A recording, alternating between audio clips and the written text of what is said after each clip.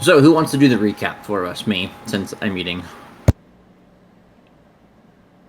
So we were taken into the Emerald Enclave, and after a discussion and agreeing to take time while we are exploring, restarting the Emerald Enclave, the Emerald Enclave, the Harpers, the Lord's Alliance, Order of the Gauntlet, and the Zentrium, if we find suitable people. They members of the Emerald Enclave agreed to revive Aiden. We took time discussing it, but decided that it would probably be best both for us in the long run, and if we get some factions against the cults, then that'll help us as well. After we did all of the agreeing and got Aiden back, we teleported back over to the Altissimum Oculus. We explained what was going on to the member of the Wind Society people who are helping against them. We gave all the information we could, and also the Orb of Destruction that was causing the earthquake problems. We failed at some training. We bought some supplies, and we teleported over to meet with everyone at the Cloakwood. And on our way to Cloakwood, we ran into a nasty BC underground with teeth that ate Noche, but he didn't die, thankfully, and now we're here.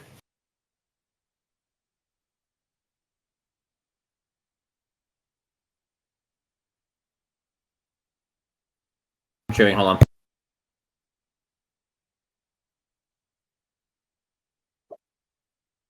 Don't want to train everyone here. So, pretty much, yeah, that's what happened last week. We fought a creature called a Stonejaw.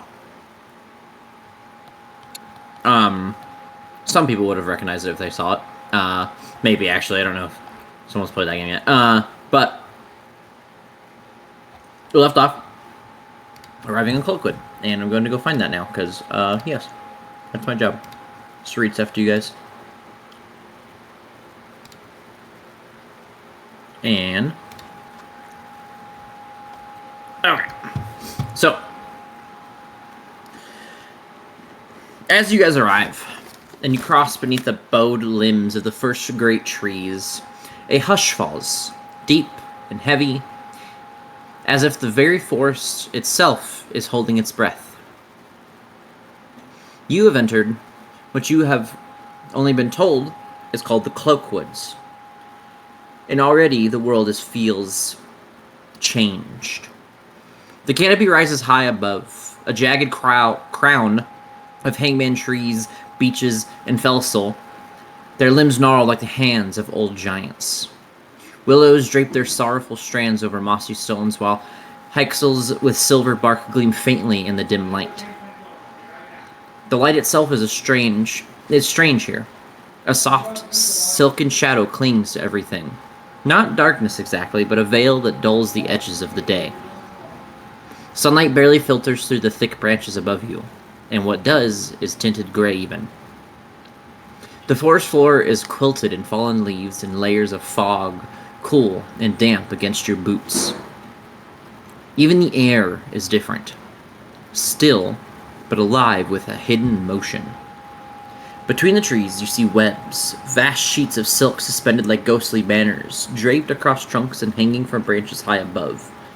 In some of these, it stirs. You catch glimpses, too large for comfort, of limbs and eyes, the faint click of movements from the spiders the size of wolves weaving their long shadows among the trees. Other shapes move too, low on the ground, between the underbrush. Hulking silhouettes and slithering bodies slip away the moment your eyes find them. You hear rustles, quick breaths, the crack of a branch that wasn't yours, the quiet laughter of a voice long gone. You feel as if the Cloakwood is watching. And despite the creeping unease, it is beautiful in its own way. An ancient beauty, untamed and untouched, mushrooms of deep violet and soft blue cluster along tree roots. Strange flowers bloom where no sun should reach. The entire forest seems woven together as if part of something older, something with a memory longer than any mortal's. Then the trees begin to thin.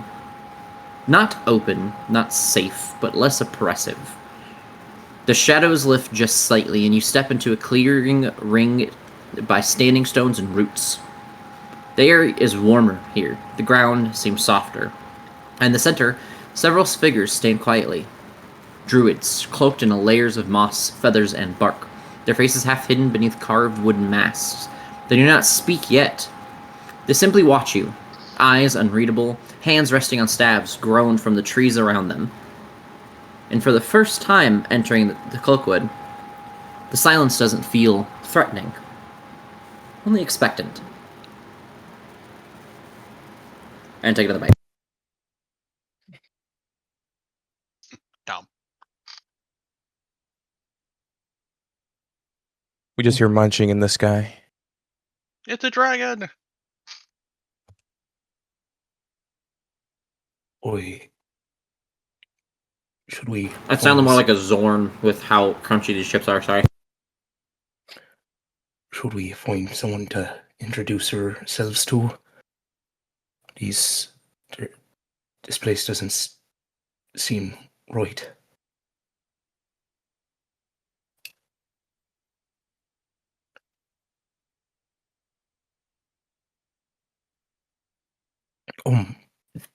So there's no guards or anything standing in the path of us entering? Not as you guys are entering. Can I see anybody like actually watching us from like a distance in like the trees somewhere or in the woods? Make a perception check.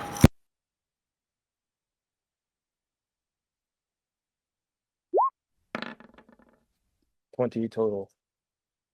You're barely able to glimpse what looks like almost like sentries hanging from trees.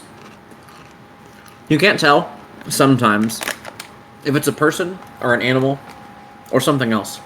But as you look through the trees on the inward parts of this clearing, you do see that there are eyes watching here and there.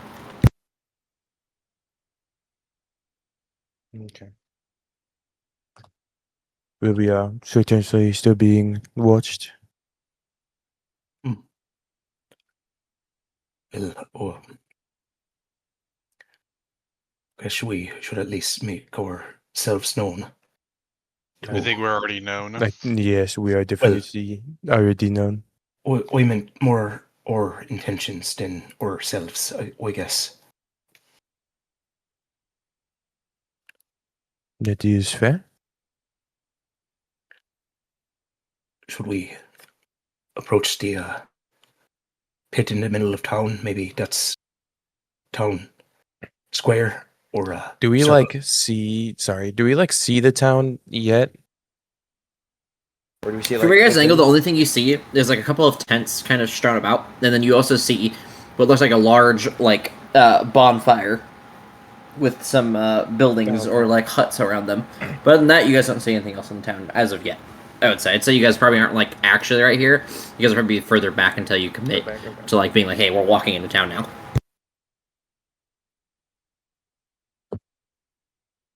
Well, I guess yes, that would probably be best course of action. Right.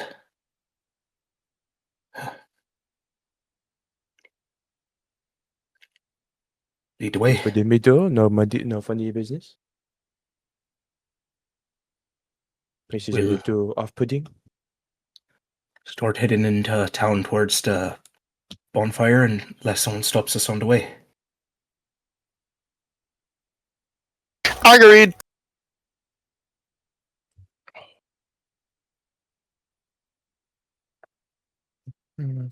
If there's pauses in between me answering, it's because I'm eating. So just a heads up, because it'll probably happen for a little bit. As you guys walk, you guys can place tokens like right here or something. That's fine. As you guys enter, either like a placeholder or all of you together, doesn't matter, or like each individual token. Sorry, either way. Was the fight with the stone jaw the same day as we arrived, or was that like No. the previous day?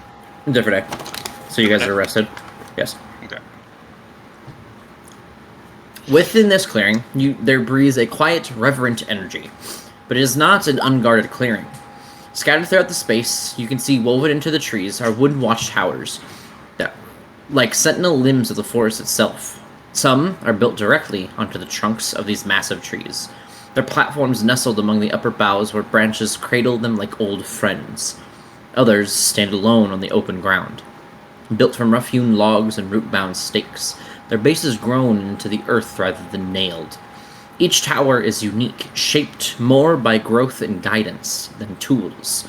Vines wrap their beams like ropes, and moss carpets their sides. Small wooden wind chimes dangle from the corners, stirring with a soft, melodic rustling when touched by the breeze. You notice there's no ladders, only climbing ropes, gnarled root stairs, or even spiraled growths of bark that lead upward like natural stairways. Perched within these towers are druids, cloaked in earth tones and green, their shapes blending with leaves and bark.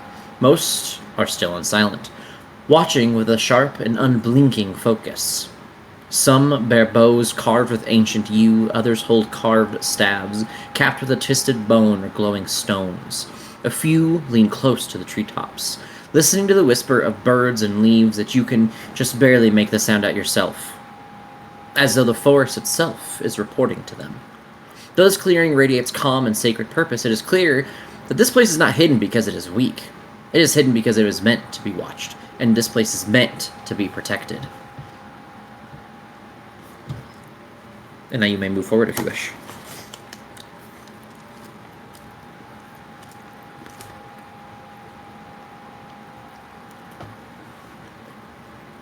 Oh shit, I'm sure I forgot my.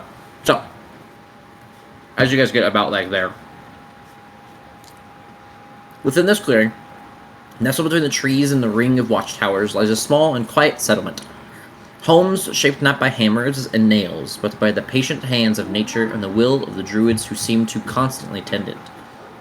The dwellings are humble and beautiful in equal measure. Some are made of woven wood and living branches, coaxed gently into domes and walls, their roofs covered in layers of moss and flowered ivy. Others are tents stretched between tree trunks, made from stitched leather and spider silk, dyed with earthly colors and painted with gentle symbols of moon, wind, and beast. A few structures seem to rise directly from the soil, hollow stumps and stones hollowed and repurposed, welcoming and warm. Paths of smooth stone and packed dirt wind between them, and the air here is scented with herbs, sun-warmed bark, and a rich, rich earth. Druids move calmly through this clearing. You see one dwarf druid with a thick beard and a wreath of fresh vines that hum softly as he carries a basket overflowing with tomatoes, roots, and golden berries, the fruit of careful tending and whispered spells. A younger elven woman floats a small pail of water behind her with a flick of her fingers, watering rows of glowing herbs while speaking gently to a nearby squirrel. Nearby, a halfling with wild hair and a stitched tunic mends a broken fence by murmuring to the wood, which slowly bends back into shape beneath her palm. The circle lives simply, yet fully. Every motion that they use has purpose. Every smile seems very sincere. There is a peace here, not from the absence of danger, but from deep harmony from the land. Birds nest close to the tents, frogs sing from shaded pools, and even the wind seems to pass softly, as though respecting the sanctity of this very circle.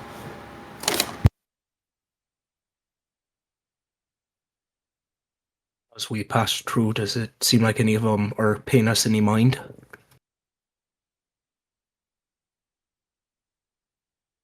Glancing, but not staring. Right. I'm like Reno. For real.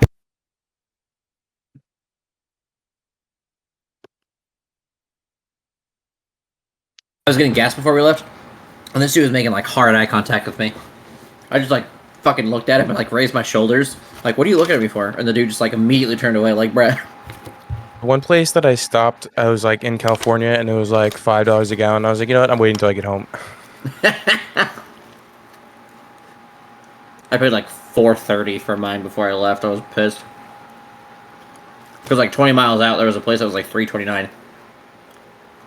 Yeah, it was like in Fallon, it was like $3.60 or something. You guys can keep walking forward. I'm just Yeah. eating and conversating in between.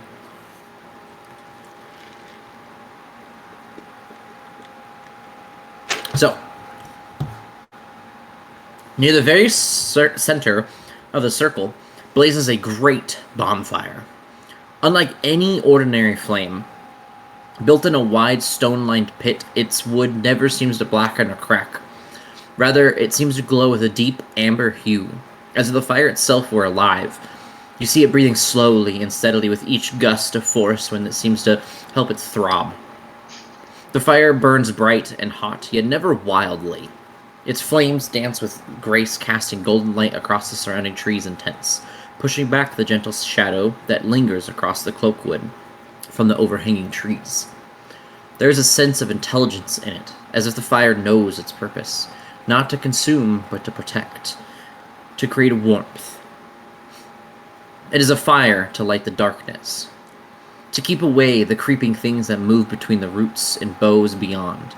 It calls people near, beckoning them to draw warmth and comfort from its glow, but never too close, to not burn.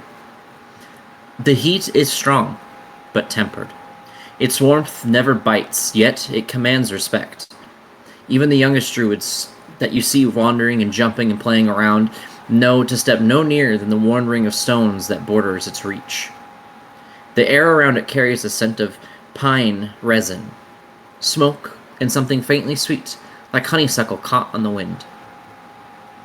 It is said that the hearth fire has burned since the circle first gathered here, and it will continue to burn so long as the druids remain faithful to the balance. I think I was supposed to have someone say that to you, but whatever. I didn't write that very well. Around it, encircling this bonfire, in a wide, respectful ring, stand 9 elegant homes. Did I write that correctly? 1, 2, 3, 4, 5, 6, 7, 8. Yeah, okay, cool. 9 elegant homes, each crafted with reverence and care. These are the dwellings of... I'm just going to say, we'll pretend someone's walking by and telling you some of this shit, because I didn't write this very smart. Are the dwellings of the Fire Watchers, guardians and keepers of the Heartfire. Each home is built from white wood, smooth and pale as bleached bone, but warm in tone, gathered from the fallen trees of a sacred grove far from the Cloakwood. Their frames are shaped into soft curves and natural arches, like flame-touched leaves, and their walls are partly covered in silken drapes, dyed in shades of gold and dusky crimson that ripple gently in the breeze. The homes are modest in size, but they carry an air of quiet dignity. Intricate carvings of fire, leaf, and beast dance along their beams, telling silent stories of balance and warding. Lanterns of polished glass and shell hang by each doorway, glowing softly with enchanted firelight, even when the main blaze seems dim. No 2 homes are quite alike, but all face the bonfire directly. None turn their backs to it. Fire Watchers believe that to live facing the flames is to live with clarity, purpose, and protection. Their dwellings are more than homes. They are vows made of wood and silk, offered to the ever-burning flame that guards the circle from the darkness beyond.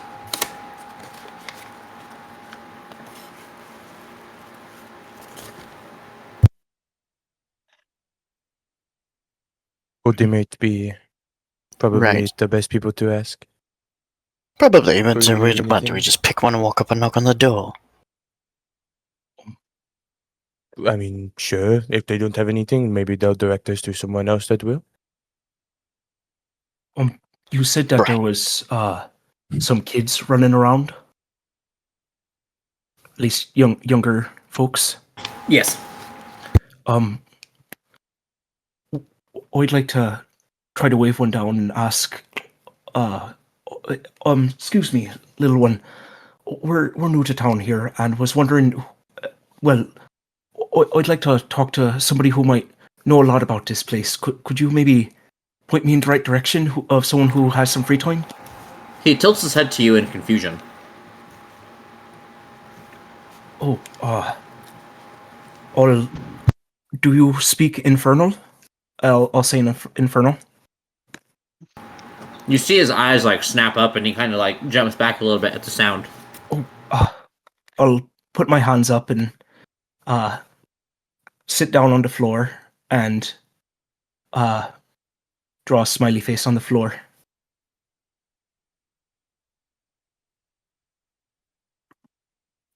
He draws a question mark. Is a question mark in his language?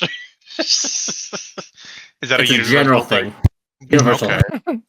I'll I'll draw a stick figure and put little horns and point at me, and then draw a smaller one and point at him, and then I will draw an eye, and then a bigger stick figure, and maybe put a crown on him, and then have the eye pointing at the crown, and then point at me, point at the eye, point at the person with the crown. Okay, go ahead and make me a performance check to see if you can draw. All right. At least get the message conveyed not horribly. 13. He looks at you, and he takes like a stick and he crosses out the crown, and he shakes his head no, and then he points at the big giant building in the back of the area.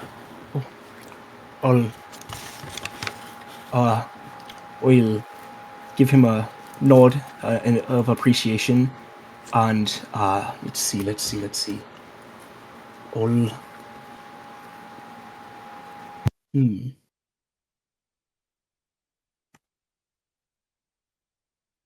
I'll stand up and offer to shake his hand.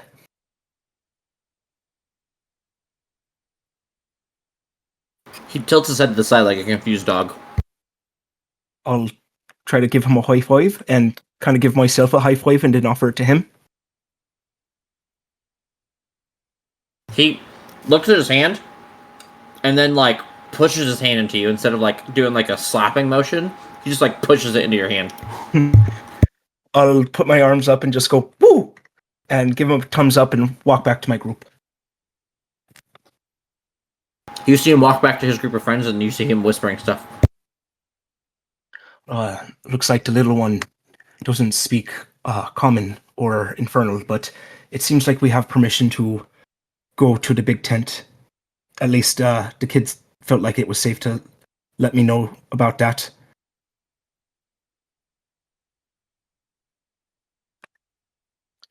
Well, then that's where we go. I mean, we don't have any other leads, I guess.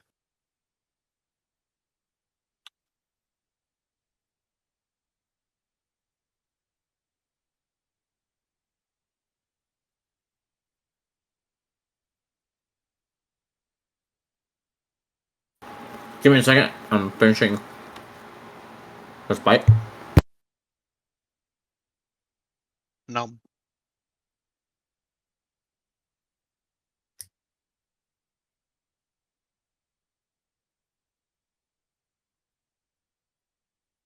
I feel like out of all the people in the group, Vash sleeps like a bat instead of Noche. Hanging upside down or wrapping like a cloak around him? Both. Can't get the drop on me if I'm dropping on you.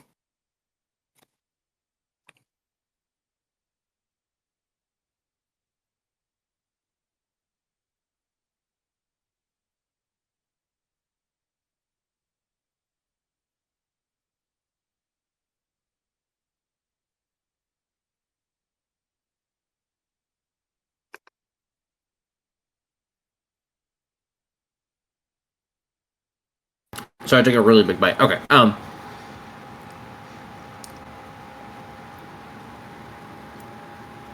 God, that was like hard to get down. Okay. Just beyond the warmth of the heart fire, nestled beneath the reaching boughs of an ancient willow and half embraced by the roots of a massive hangman tree, stands the verdant canopy, the dwelling of the archdruid and the heart of a natural power within the circle of opening. It is not a tent in the traditional sense, but rather a living structure. A marvel of natural design woven wholly from the materials that you see around Cloakwood. Its frame is composed of whitewood ribs, gently curved like the skeleton of a great beast. bound together by thick cords of braided vines and silken thread gathered from the great forest spiders. Layered leaves pressed and cured to to a smooth, leathery sheen formed the outer covering, stitched with visible care and etched with spiraling runes of growth and balance. The roof stretches tall and domed, supported in part by the arching branches of nearby trees, which appear to have bent toward it in reverence. Wildflowers bloom from its seams. Moss creeps gently across its edges, and glowing mushrooms pulse faintly in the twilight just beneath the canopy, making it seem to shimmer faintly with life. Birds often perch upon its crown, insects buzz near, but you see they never enter. To all who approach it, including yourselves, this tent radiates a quiet but awe-filled grandeur. Not ostentatious, but unquestionably sacred. Its doorway is a curtain of hollowed bark slats strung with feathers, polished stones, and fragments of antler. They click together when stirred by the wind, like chimes made for the ears of the forest.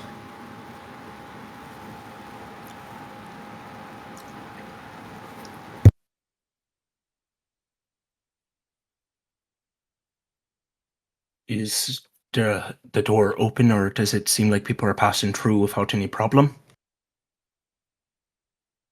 There is like one of those like 80s like bead curtains, but made with like bones and flowers and stuff. You don't see anybody going in and out of it, and you don't see anybody just on the inside.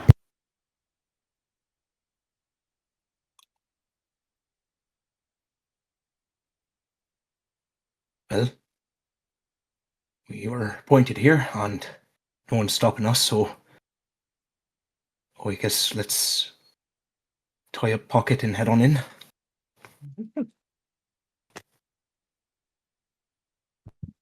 Agreed. Okay. Mm-hmm.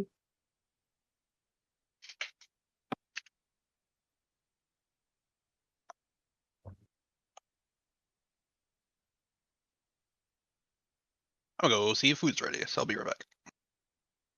Okay, I'm sorry. I'm done with my food now. Woo! Alright, so, you guys are walking in? Yeah. Yes. As you all enter the inside, you guys are met with as much reverence and sacred feelings as you are from the outside. Awe-inspiring, the inside looks as you see it grows just as naturally as it does on the outside, but somehow there still seems to be a hand-woven care and love made into the inside of this building. Tent thing. Dome. As you approach, you see what looks like a group of people kind of standing and guarding what looks like a few sets of rooms. And then you see one room that seems to be notched and etched with a bigger description, or a bigger emblem that stands above it. And let me see if I can pull that out for you. Hold on. I found a lettuce on my keyboard. Apparently I spilled it.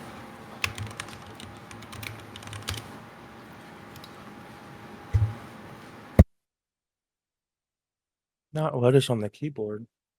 That's kind of a weird singular. I found a lettuce. At what point does it become a Indeed. singular? When it's one tiny little piece. There. Okay. I'm going to post it in general for you guys. It's memes.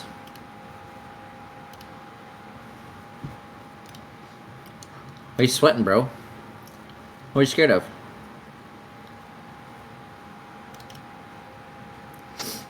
Okay, what the fuck? I should look where that was. There it goes. Okay, this is the symbol that you see standing above the door on the building, or on this bigger door.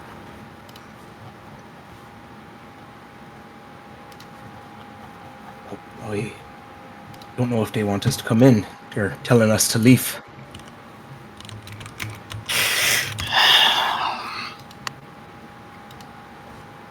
I'll summon the sword and stab Nash. Oh, fair enough. Do you actually do that? No. Okay.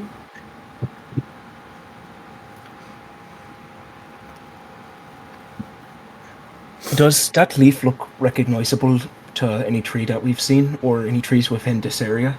Nope. Seems to be a standalone leaf. Can I do a nature check to see what kind of leaf it is? Magical, otherwise. It doesn't seem to Origin. be a specific leaf. It looks like it could be a leaf that comes from any sort of tree that you can tell, I think. I'll double check. Ah, fuck. Hold on. I Damn. accidentally closed this tab that I didn't want to open or close, so give me 1 second. As I reopen that tab first before I forget. And then I do this. Nope. I don't think it's a specific tree.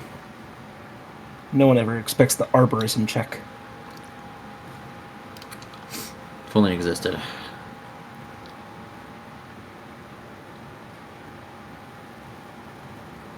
Generic leaf. Actually, you could tell that the leaf likely comes from an oak tree. Mm. Most commonly. In that shape.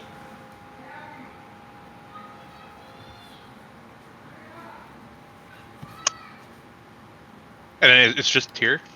Just randomly out in the open? It's like a symbol above the door. Oh, okay, okay. Above the big door that is aside from the other doors.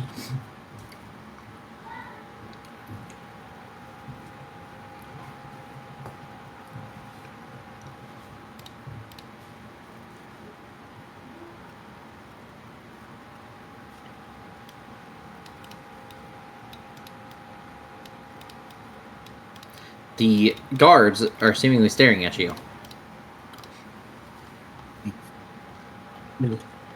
Hello. Greetings. Sprechen Sie common? It looks to you and says, "Again, Dianam ni la bière do perla." I'm gonna take that as a no. What languages does everyone speak? Common. I Common. speak Undercommon. Common, Draconic, Sylvan, and Elven. Foreign. So you understood those words, Aiden. I know. Common. The end. I know This Elven. is like a personal problem. That's it? You just know Elven? You've been speaking with the party the entire time? No, I mean I know Common, Elvish, Common Sign Language, and Thieves' Cant. Okay. That makes more sense. I made the character choice that Jack is too dumb to learn new languages. That's valid. Elf. Can't speak Elven. I'm a half elf. My parents died when I was Still 6. Still Elf. Parents died when I was 6. Teach me fucking Elvish. You He lived speaks in Baldur's Gate. Elfling, so it's like, you know, Spanglish, but... It's English, but it's fucking with Elven. So, Andrew, you heard we do not speak your language.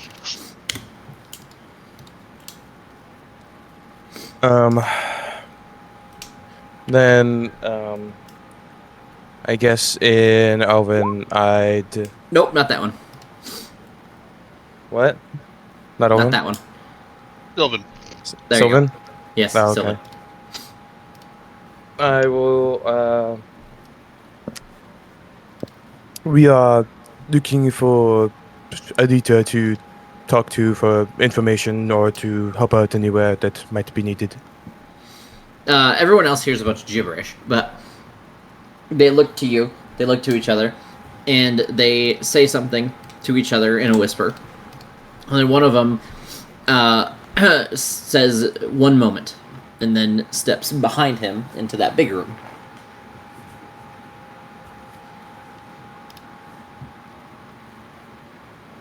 I'm gonna make you guys wait an IRL minute. So what'd he say? No, he just said that he didn't speak our language and that he will be back. Oh. Remember not to bring up what our true purpose here is. We don't know who any of these guards say they are, so we can't exactly Yes. trust anyone we see around. That's why I was kind of vague with what I told them. We should also, you know, not say it in common, because there's this crazy thing people can do. It's called fucking lie. maybe while we have a moment, it might be good to discuss things brain to brain, if that's okay, Vash. Yep. Let's Oh. do that. I heard like ring to ring, and I was like, "What the fuck?" Okay, but that makes sense. Yeah. I'll throw out a psychic whispers between Aiden, myself, Nash, and Jack. Okay. Damn, Successful. it's a long ass fucking minute. Yes, it is. What are we going to tell them? Just same story that traveling adventurers heard there was problems in this area, see what they need? I'm just letting you Just guys finish 'cause- the conversation. I guess that ultimately, we don't want to immediately be like, "Grr, there's people after you trying to attack you." What was that grr? What the fuck? We want to gain their trust and vice versa. That felt so unnecessary. Even though I'm saying this out loud. No, I'm not. I'm saying it in my head because we have brain connection. Out loud in my head. Out loud in my head. Yep. Were you able to connect everyone, Vash? Are you able to connect everyone? Nope. I can only connect 3. So, at level 9, I'll be able to pick up the whole party. But right now, no chase I'm the one- included. Oh, Yeah. okay, it's no try. It wasn't Aiden this time? That's crazy. Well, he's the only one that speaks Wait, I'm the only one that can. Trust me, I don't want to be in his head any more than I have to be, but here we are. You just hear like. Crossed armed and bored. You just hear mama, mama, mama, mama, mama.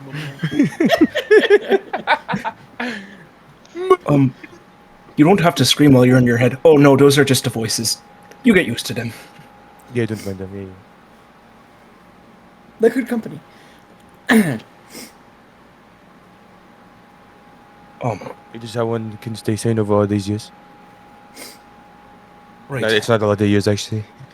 It's like Sounds- 5. Sounds good to me, but Aiden, are you up for being the interpreter during all of this? I mean, what am I to say? No. Wait, I mean, you Yes, could. that's- I've said it like a million times. We could just quit and open a fucking bar. It wouldn't last very long. I mean, yes, that is. I guess. But that is we still absolutely can true, do it, but Overgod.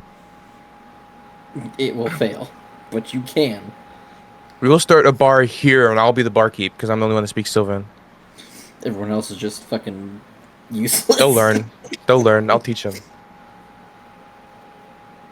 one just I orders mean- and we just bring whatever. Haven't you ever been to a Chinese restaurant?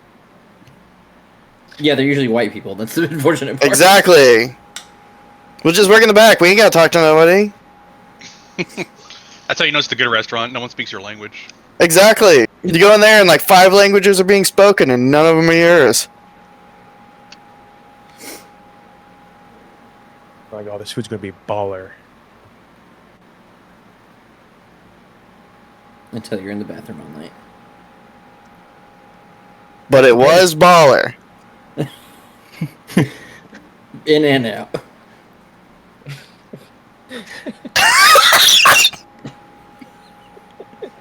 You're welcome. Fuck conversation. The voices in my head is just like Joker when he speaks to us, not as the overgod.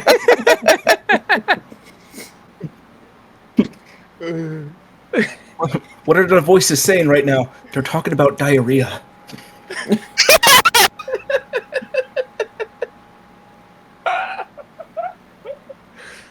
I do what I do.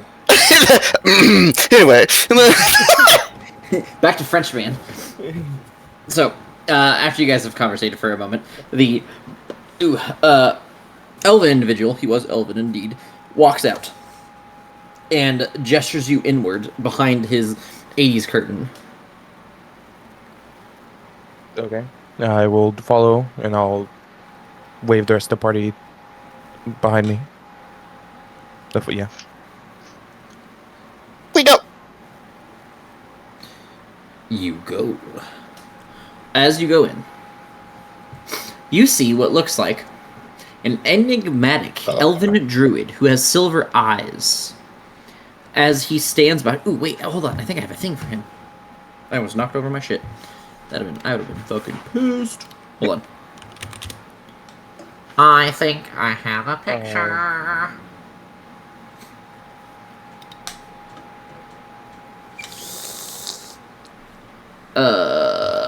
Hold on.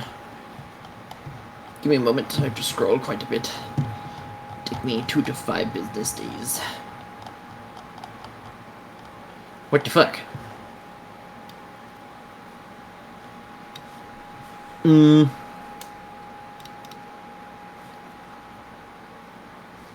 No. Oh, fuck, it's here? Give me a minute. This will take longer than I thought. Hold on.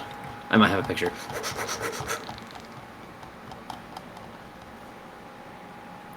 Okay, this is not what I thought the picture was going to look like.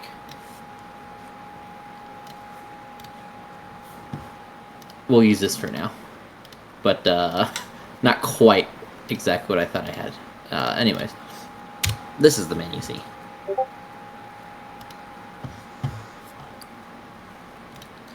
He looks to you all.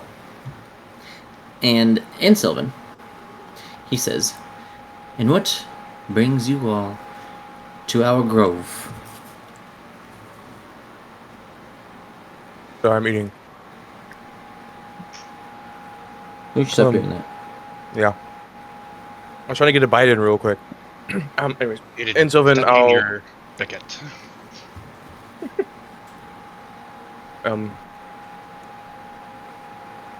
we adventurous, and we were we heard that there was potentially some help needed in this area, and we're curious if you, I guess, had any task for us or anything that you could possibly need help with.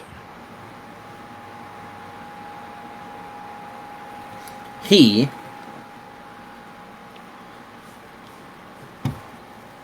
looks through his documents. We like to think that they're just a bunch of leaves that have some scribbling on them.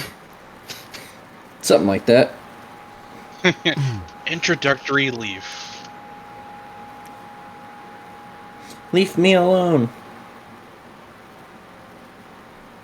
Akira. Ah! Sir, where's the bathroom? Oh, it's over on your right. You just open a door and there's just a stump and nothing else in the room. Okay, he looks to you all and he says, "I do not have anything of personal matter that is important to the most of you. Although, if you would like to ask around for people, for, what the fuck is this? Oh, for personal, stop! God damn. Fucking, what's wrong with OneNote? I'm trying to read, bitch. He says that you can, you can ask the people throughout Cloakwood, see if they may need aid personally. I know for myself, I do not have anything that I could task a group of roaming adventurers with."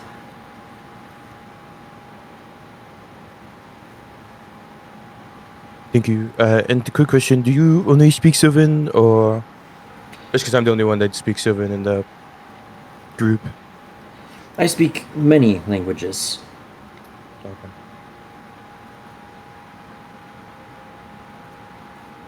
Then the common would probably be best to converse in. Yeah, I don't know if he's already speaking in common or not, but He was not, but he does now. okay. And then, well, while we are here in town, if you ever need any sort of help or anything, that would, we would be glad to help you. He nods his head With and us, says, "Oh, go ahead." no, you're all right. Sorry. He just says to you all that he, that you may, give him a moment for his brain to catch up because his, god is, having a complication. He says that, if he needs anything personally, that he will send one of his guards for you. With us being new here, sir, is there any laws or rules that you would like us to know and abide by before we venture into your town? We don't want to do anything to upset the people who live here and the balance that you have established. First of all, no fire. Second of all,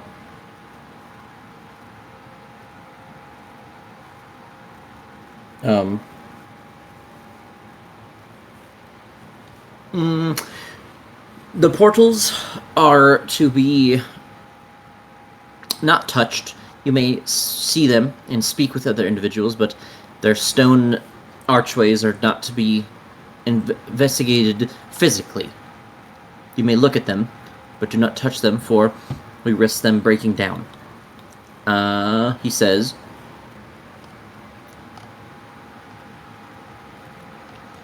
no wind, ice, cold, rain, water, anything of the sort near the heart fire. Other than that, all the rules here are as most of your rules would be, and would be expected of individuals. Can you tell us about these portals? We saw them coming in, but sorry to say I'm quite ignorant of them. Well, they are... they are from a time before we inhabited the Grove. They come from a time where people roamed between realms and planes more openly, where the balance in the world was achieved and constantly sought. Unfortunately, now we cannot get them up and running anymore, and we do not know why. Each portal goes to a different plane of relative importance. So, each of the 4 elemental planes, the Shadowfell and the Feywild.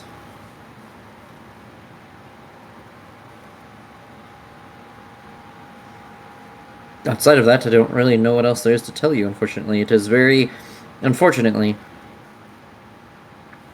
just stone archways at this point. They don't have a purpose until their powers are once again thriving. And so we are all doing research and attempting to understand how we can recreate that. But unfortunately, now we are without the knowledge or capabilities to do so.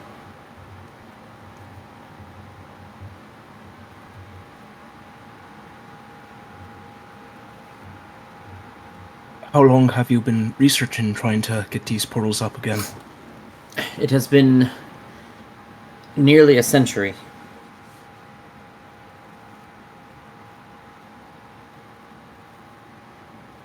Tell me of the Herf at the center of town. Why is it so sensitive to outside sources? The what outside town? The Herf, the little bonfire thing. Oh, it's not necessarily that. It grows wild and powerful when something attempts to put it out. So it is our attempt to keep it safe and keep other people from hurting themselves or other people around them.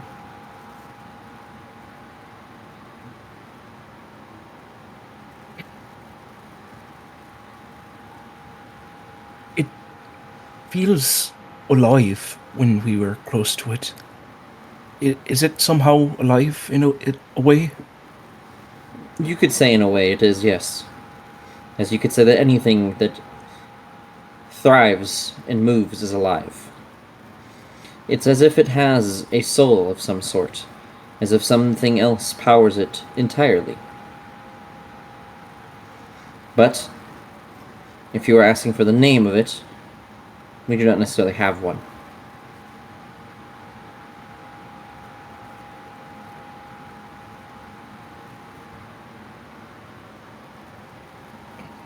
speaking of names, I'm Nashoba.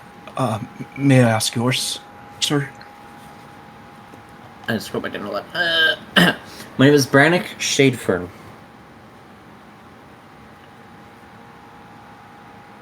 And are you the Archdruid of this area? Indeed, I am.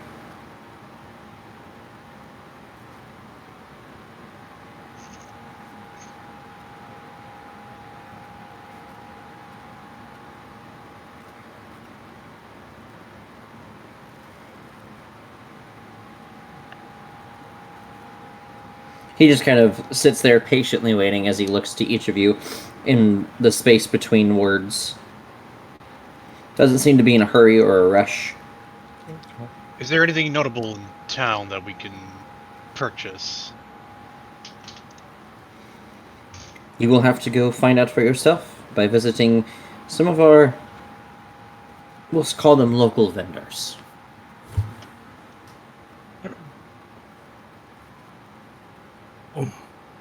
What about a place to rest over tonight, in case we stay here for a few days, if that's all right? You would find yourself at blah blah blah, as I find the name. Blah blah blah sounds terrible. Sounds like the name of a guy that we know. A little frog fellow. It's Paribba. Rubber.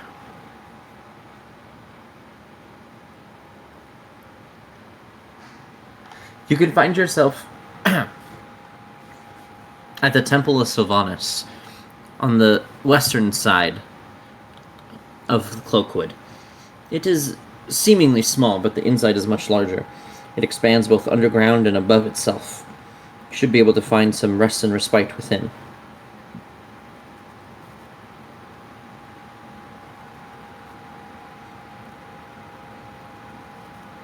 Thank you. He nods his head.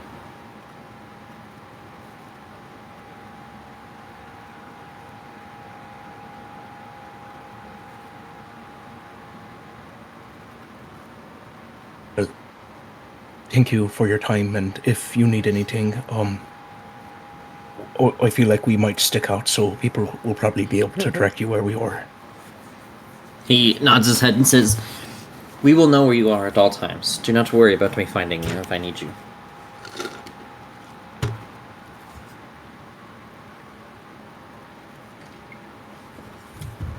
I mean, does anybody else have anything they want to ask him?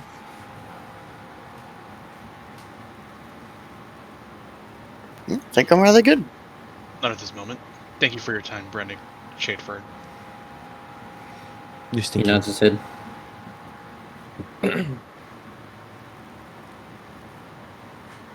Then we leave his office. Okay. You are allowed to leave.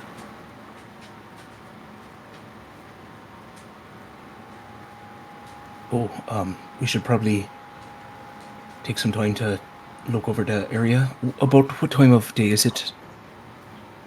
It is probably like mid-morning, so between like 10 and 11.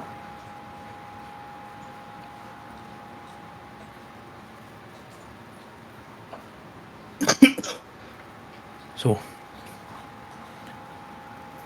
where should we go first? Try to find the Temple of Sylvanas, go look at the portals, or should we go see what type of stalls and festivities that this place has? I think that I want to look for the local vendors, as Brahmic said. I agree. Might as well try to find them. Was there anywhere that looks like obvious where vendors might be? The town, as you can see, looks exactly as it is. So if you see anything that kind of seems to stand out or look a little bit different, that is where I would recommend exploring. I was gonna say this, but then I realized that that's probably the portals. Maybe over here where they have a line of things. Then over here, I'm guessing either this or this is the temple. So maybe check down here or over here. I'm saying maybe the big one's at some point. Just Well, that's probably the temple. bigger. So let's go to the center. See if people can talk. Yeah. Sure. The center, you said? To the center. Those are houses, right? I'm Tents, following big it, old yeah. tents. Those are where the fire watchers live. Oh. I go to this This tent. thing. Okay. There, you see what looks like an druid lady who is walking around. Kind of nudge Jaden and just like point at her. I mean, you were the one that wanted to come here, but whatever. I guess I will approach her and Okay. just be like, excuse me, ma'am, I am Aidin, and this is my party of adventurers. We were just, I guess, curious if you had anything that you might need help with, or... Yeah? She looks to you. What language did you say it in? Sorry. Sylvan, I'm gonna say, just because. As she looks to you, she nods her head and she says, "Most of the people in the grove live peacefully. We are people of our own lifestyles and our own living. If you were to look for people who may need help, I would ask the people on any of the rings of the outer buildings, the twin watchtowers of the north, under the dark tree. You can ask people of the portal, or the training grounds could use some assistance." Maybe this is the training grounds. Where is the training grounds? She points to the giant building to the west. Okay. Yeah, we should start writing this stuff down. We? Yeah. And hope you're okay. I can't do everything.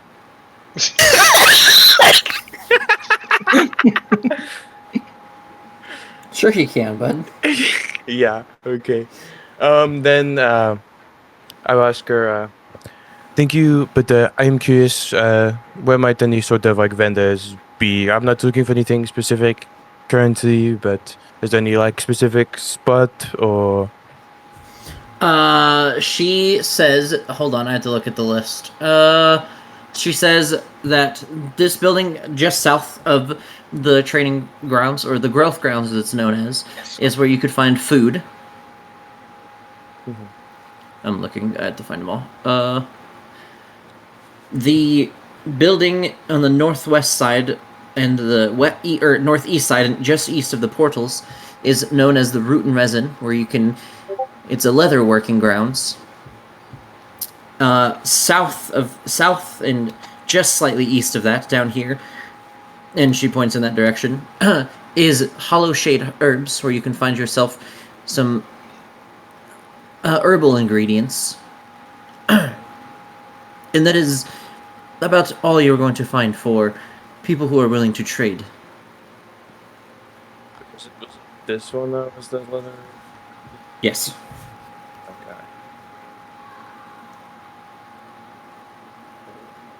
Okay.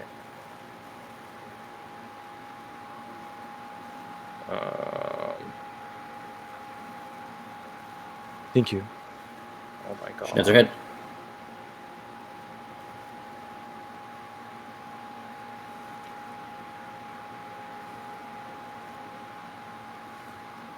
I'll walk back to the party so I'm not standing here awkwardly Okay. as I am looking at the map. Okay.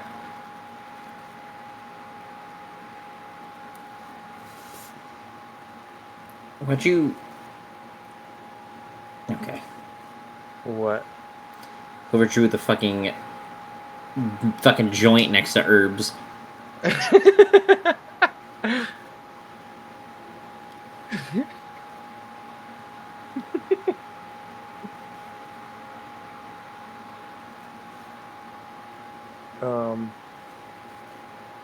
Where should we start?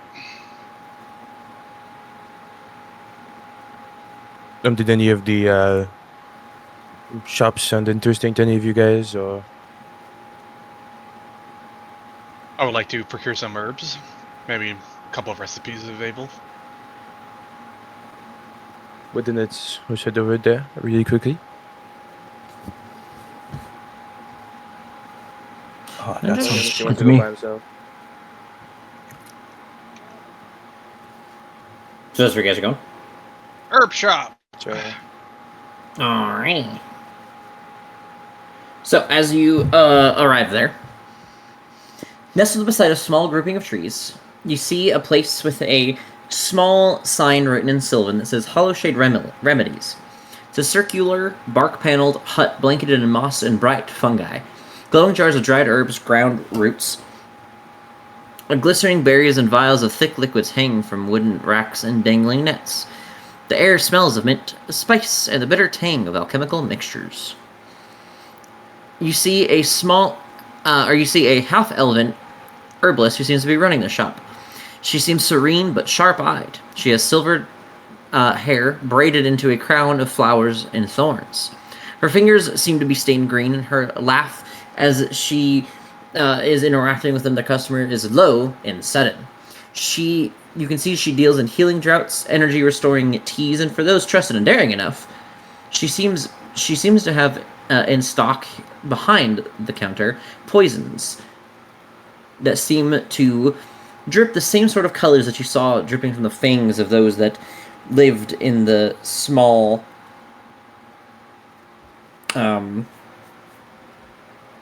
what's it called?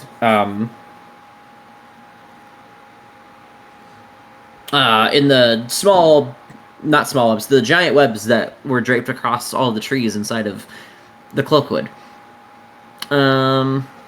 What is this? Hold on. I wrote something? What is this? I might have to come back to that? I don't know why that's there. It doesn't make any sense. Anyways.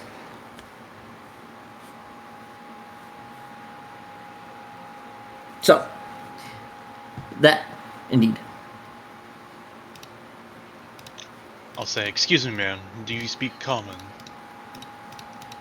She looks to you, and she kind of, you see her looking for a second, and you see her like almost like thinking, and then she shakes her head. She seemed to be looking for words but could not find them. Undercommon, I'll say in undercommon, and then in draconic. She looks at you just as confused. I nudge Aiden. I mean, you're the one that is shopping. I do not know what you want. Ask her what she sells here. Any specialties, recipes.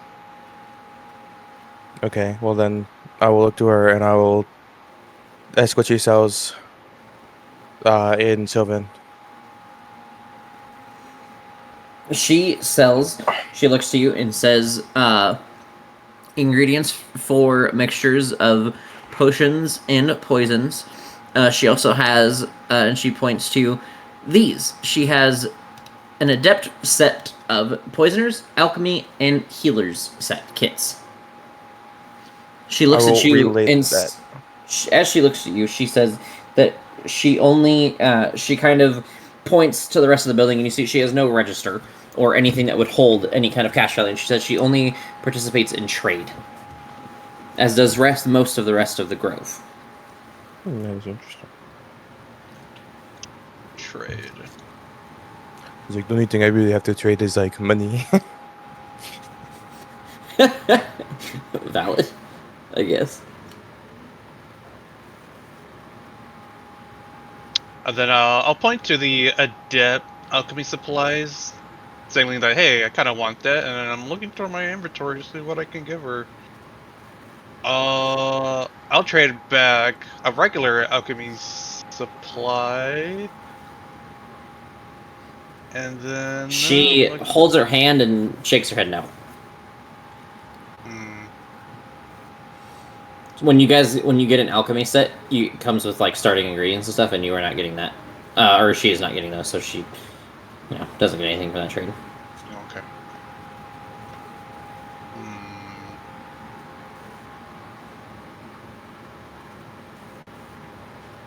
I bust out 10 empty vials. And...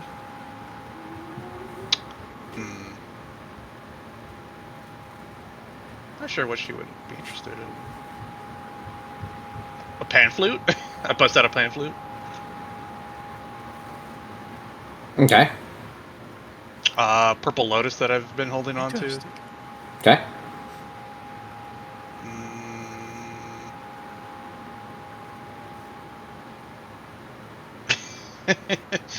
I pull out a couple books. 201 SC Odyssey. Okay. Dissertation of Law and Mortality as seen by Tyr's Church. Okay.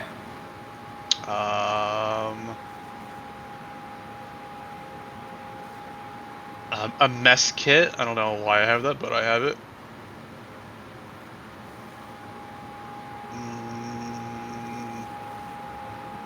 I don't have that anymore. I don't know why I have that.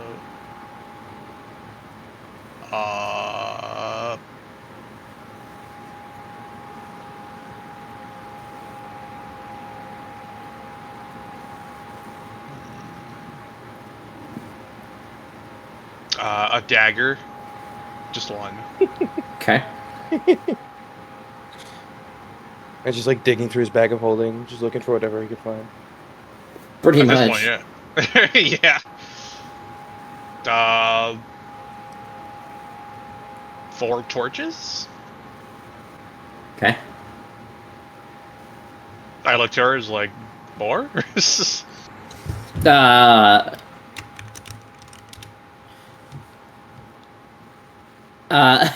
She pulls out a scale and pushes.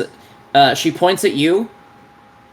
She points at one side of the scale, then points at her and points at the other side of the scale, and she pushes really hard on her side of the scale.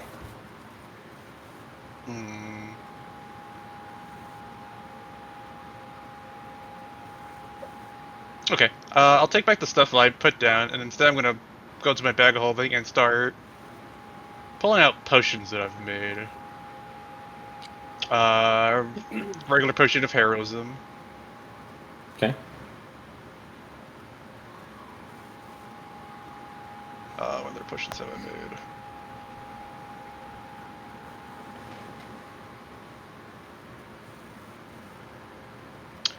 Actually, I think that's the only potion that I have that that I've made that I haven't given That's out. unfortunate. I will. Attempting to present it as art, Okay. put down a gold-dipped potion vial.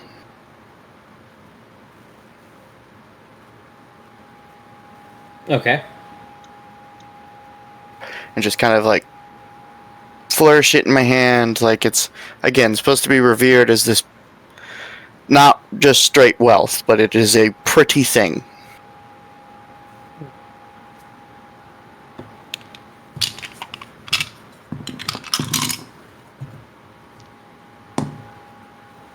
She takes it and she looks over it and she kind of investigates for a moment. And then you see her kind of give like the kind of gesture where she kind of like shrugs her shoulders up and down as she looks at it. And she kind of does like the like more or less thing where she waves her hand. And she kind of, you see her like lift the weight a little bit on her scale. Okay, she can have it. I'll give her 2 of Scratchy's carapace, since I still have that. A handful of boulette teeth. Some boulette feet. I don't know if those are still good. A boulette eye. Damaged. Don't know if those are good. 2 direwolf teeth. I have that. Random animal parts. Still has the potion of heroism. I'll put back the 2 books that I put back previously. I look to her more. You see the scale is getting closer, but it's still in her favor. Purple lotus. We got a pouch of stone maw teeth.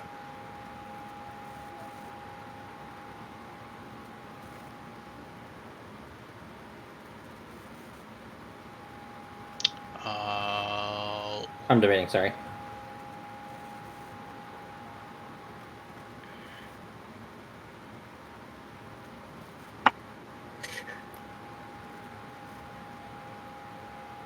She... it's getting closer, but not quite there.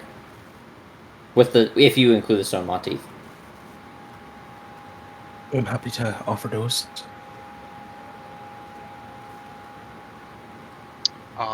Put back a mess kit.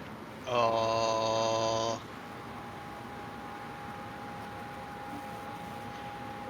it really sucks I can't use money. You're welcome. Yeah. I guess 3 torches.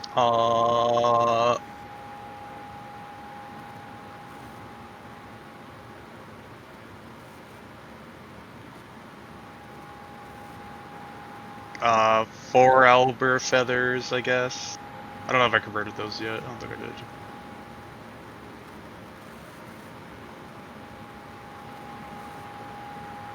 A shadow flux. Hempen rope? I think hempen is a cheaper one. Oh, okay. How about Just so you know. How about a music box that you listen to it and then next, as soon as the song ends, you forget it?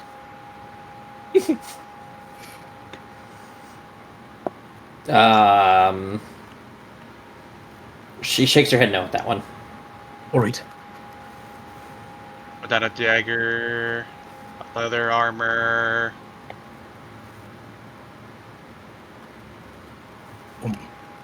We have a boar hide and a bear hide.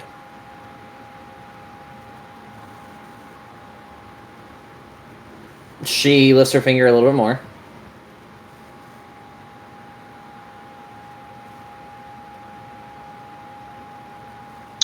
I mean, that's really all I got. That's like kind of worth everything.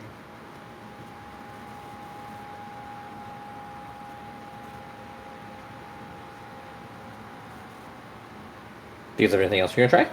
Or is that it? I mean, I don't really have much else. I mean, I have potions, but I don't really want to give those up.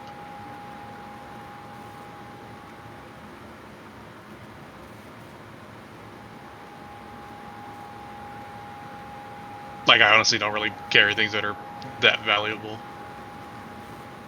Unless I just start picking out random shit just for this one shop. Well, with what you guys have, it is not enough, unfortunately. Okay. I have a spare dagger. I don't think it's gonna make a And, difference. The difference, but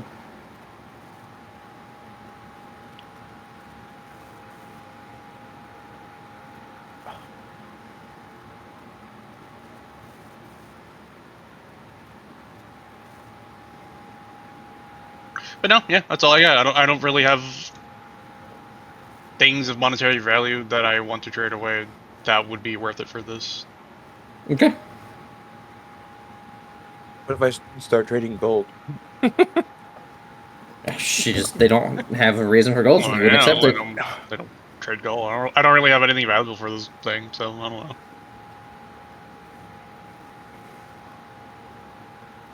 Well, we move on then. What do you guys move on to? As she goes to hand me back the bottle, I will motion no, and then for you, and then bow for wasting her time and walk out. She nods gently, and then you see her looking through it, like looking at it, or like through it and everything a little bit more, and she hands you guys turns around and hands you guys a small box of potions. Oh, I bow even further in respect. 5 potions of healing. Again, Oh, that's graciously not bad. bow and walk out. It's like thank you, even though she won't understand it. Mm-hmm. She just stares at you, as if like right through you. stare back. She stares even more intently. I keep And I staring. looked at her, and she Make a looked at wisdom me. save.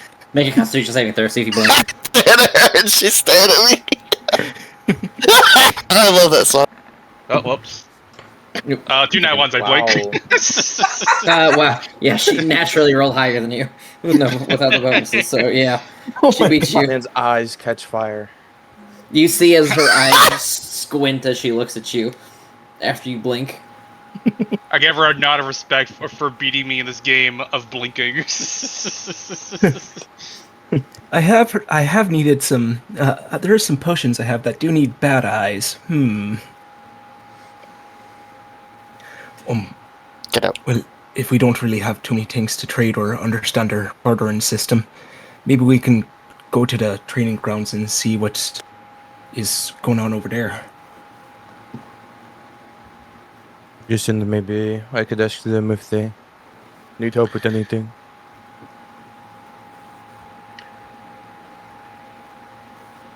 To the training grounds. What do you say? Is ornamental connection still going on? Has it been more than an hour?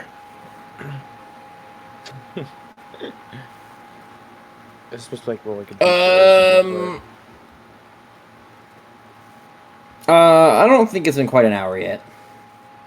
We'll think to everyone while we're walking. So, if I understand what we're here for, there's worries that the fire cultists are trying to do something with the portals, right? Yes. That is what I remember as well. Right. We just wanted to make sure I'm thinking of the right thing, and probably what we should start looking out for, signs of them, or when we go to the portals, signs of, or word of any type of interference that's going on. Mm-hmm. Cool. Thank you. We wanted to make sure I was on the right path. There's been so much going on that my head's been a little turned around. I mean, you're telling me. I did not What do you exist know? for the debate. That's fair. What do we see as we approach? As you approach the growth grounds, I scroll down. Set along the western edge of the circle, where the trees part in a wide crescent and sunlight filters in through woven boughs, lies the hollow of growth, the natural training grounds for druids who seek to walk the path of guardianship. Here, strength is not measured only by steel or spell, but by harmony with the land itself, the will to protect it, and the patience to grow it. The clearing you see is wide and open, but bordered on all sides by tall trees, felsil and beech, shaped gently over generations to form arching and natural barriers. These training grounds are soft underfoot, padded with moss and layered with bark mulch, yet firm enough to take the stamp of boots, hooves, or even claw. Smooth stones rise here and there for balance, training, and meditation, while several felled logs, left naturally from storm-fallen trees, serve as practice perches, sparring lines, or even balance beams. There are no true fences here, no true weapon racks, but instead, natural features turn to purpose and used for the same reasons. A large, flat-topped stump used as a place of instruction, woven vines stretched between trunks for agility courses, patches of wild briars and thorns suggest careful movement and healing spells. A shallow pond glimmers in one corner, often used by water wielders or those attuned to beast shifting. Young druids seem to move across this ground in small groups. Some practice quietly spoken incantations to coax growth from the soil, while others spar using wooden staves or their natural forms, wolves, badgers, and even giant owls, under the guidance of experienced mentors. In the shade, you see a tall druid with bark-wrapped limbs and hair like moss, seemingly the circle's training master based on the way he commands within. He watches with a sharp and unwavering gaze. She, what the fuck? Why do I have he and then she? It is a she. She speaks rarely, but when she does, it is with the weight of the land that lies beneath her feet. Around her, you see other trainers. There's a flame-braided individual who seems to be teaching mental clarity and discipline of fire, and another young trainer who's training the youngest of the groups within, and he seems patient and enduring, both literally and spiritually. You can feel it radiating from him, the endurance of patience that the man holds. And you see people dressed as the same or similarly to the never mind, hold on. No, that's not right. Okay. I'm trying to think. You see a group of people that seem to be sitting immensely focused, sitting before a fire. They seem unmoving and seem to almost move or flow with the rhythm of the wind that makes it beat. You see them reading the smoke. You see people feeling the forest floor beneath them. You hear them listening for something and speaking to other beasts without words. And then you see a group of people all wearing what looks like red cloaks with some sort of fire symbolism attached to them. And there are 9 of them, watching these individuals that sit before the fire, seemingly anticipating and watching and guiding their spirits. You see that this place is a place of sweat, earth, and spirit, where the future protectors of Cloakwood are grown not into just warriors, but into keepers of both balance with nature and fire.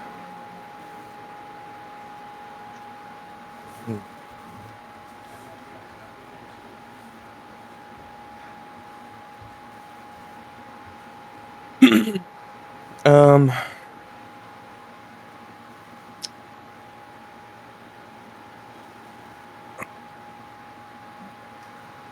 I mean, might as well go to the head of the training grounds. As I look to the party in agreement, or for agreement. That sounds like a good idea. But the symbols of the people with who are wearing the cloaks with fire on it, do those look like symbols that we've seen before? You guys have not seen these symbols. All right, good. Good. And then you guys are going to hear It's God step this away for dude. 4 seconds so we can turn on the light. I just do where you need. Okay, God has returned. I'm guessing those are the fire keepers, and they're trying to train the next generation of fire keepers. I guess we can see if there were. How many of the people with the fire are there? Emblem. 9. Am I standing there? 9. Okay. We used to just. They're just probably true. I'll approach the lead trainer or whatever, her, and I will say that. Hello, I am Aideen and this is my party. We are curious if you need help with anything.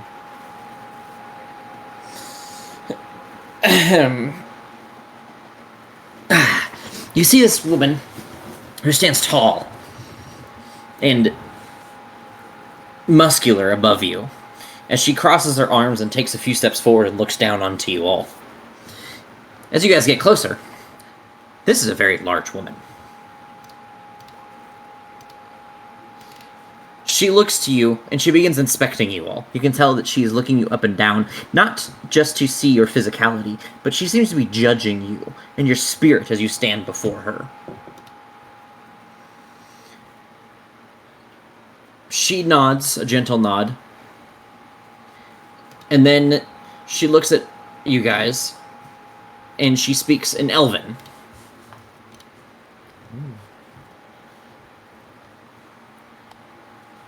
I do not have anything necessarily that I can task you with, but if you wish to make yourself useful and earn a keep around here, even be it for a short time, you could prove useful by sparring with my young druids.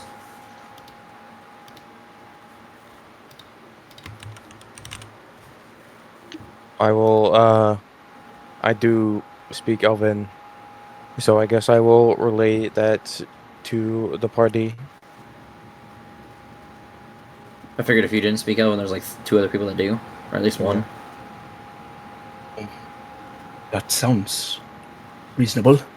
Good Yeah, to just give us something to do. But I mean, I guess it depends on the sparring, because I personally am not much of a fighter, one might say.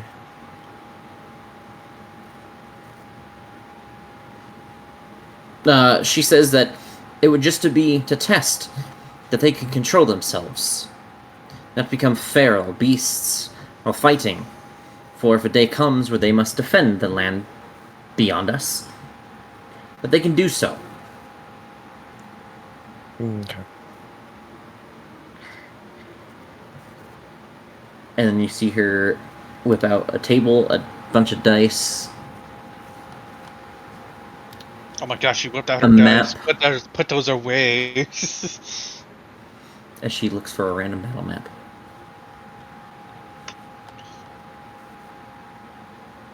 Female That looks presenting interesting. dice.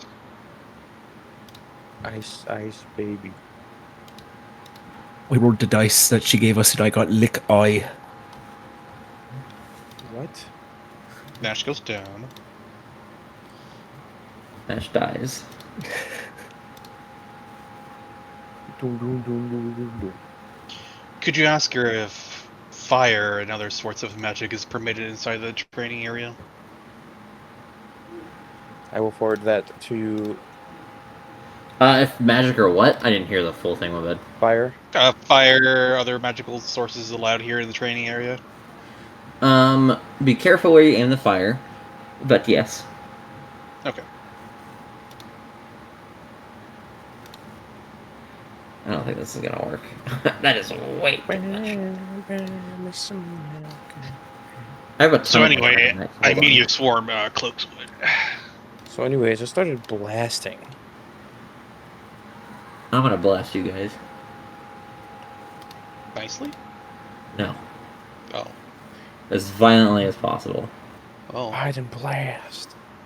And I started blasting. Oh, I found it. Okay, here we go. I was trying to look for my free maps that I got.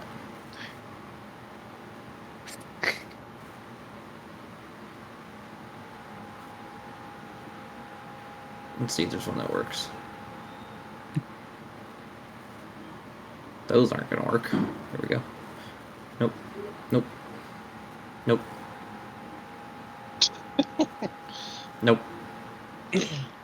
Is it Batmans or Batmen? Common misconception. A group of Batmen is actually called an orphanage. True. Okay, I guess I'm using one of these. Okay. First of all, I need my Spotify to stop being a fat piece of dog shit.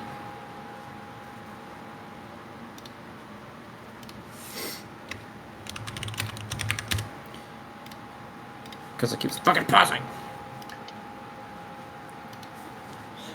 And then we're gonna use this one.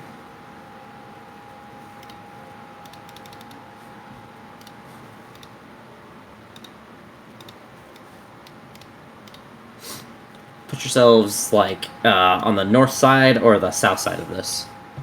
I don't care.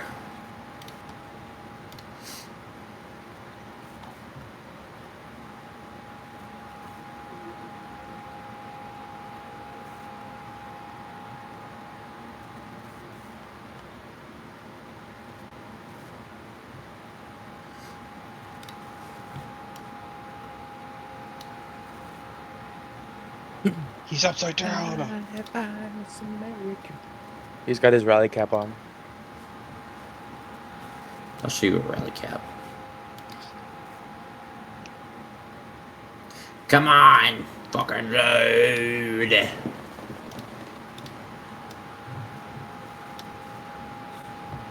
What the fuck? Why are we not loading? There we go. Just took fucking forever. So they're going to pull up. Oh my god. Fuck off.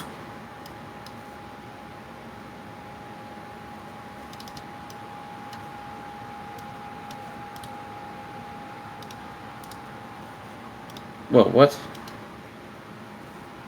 I have extra buttons.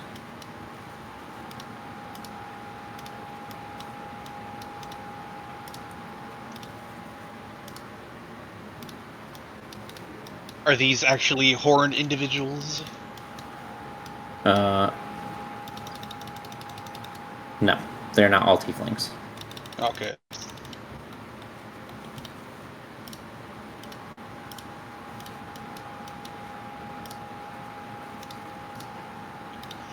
She pulls up a group of people, quite a bit of them, as you can see.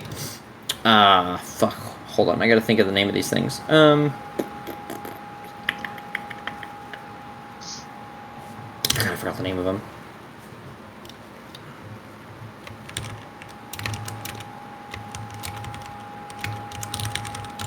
Give me 1 minute.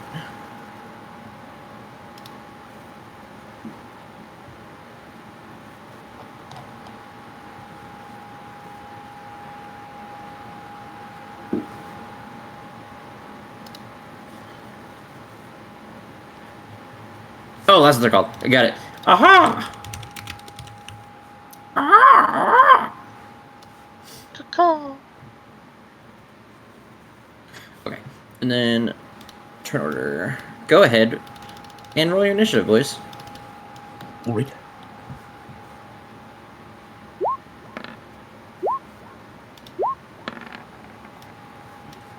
I'm about to roll the best initiative ever rolling. Here we go. Hell yeah. Middle of the road.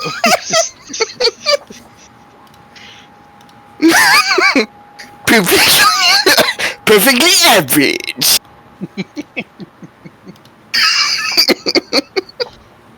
Nothing will be Perfectly mid. nothing will ever be as disheartening as rolling a natural 20 in initiative, and then everyone's still going in front of you. You're welcome. I was in Friday's game, and I was like, okay.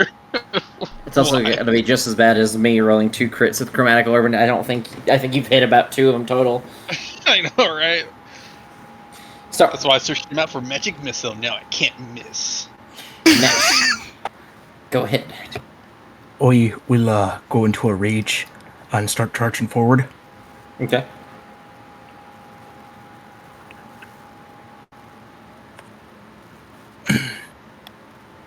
After I get there, I will go ahead and, I guess, non-lethally swing at the man to the right of me. As you begin to charge your swing, the larger lady yells, "Don't take it easy on them." I'll give a nod and two-handed swing on this one. Which one? This one to the right of me or left of me, depending on how you look at it. So 22. Okay.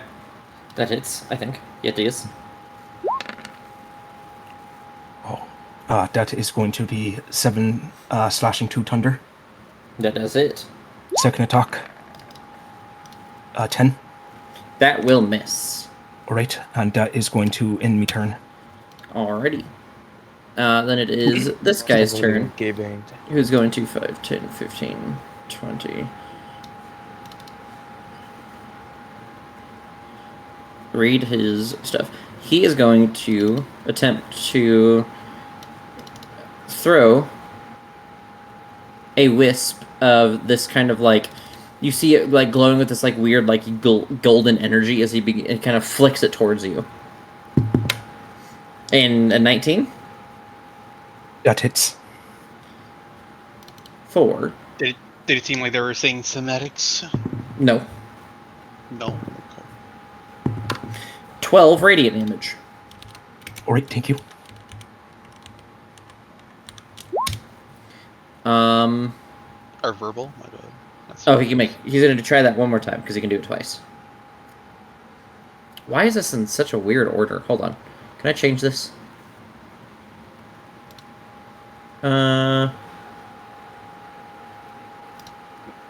Excuse me.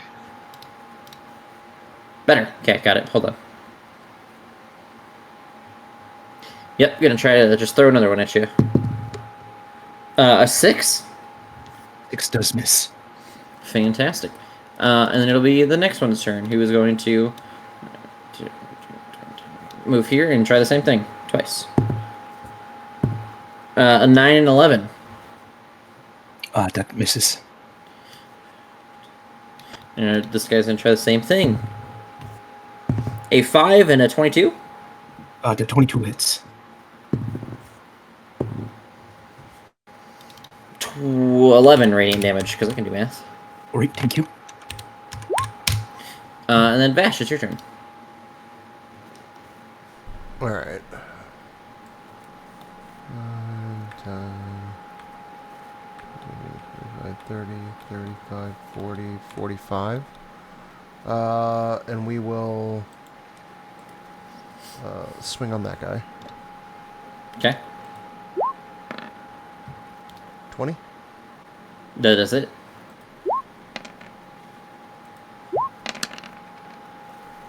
18 piercing. 18 damage. We'll do it again. 27 That hits. for 11 piercing. 11 piercing. And that will end my Person turn. seems to be kind of wobbling around. No shade.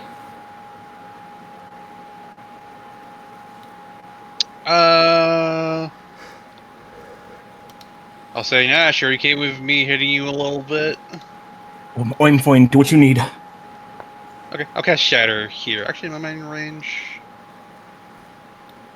Oh, I'm just in range. That's crazy. Yeah, I'll cast Shatter right there.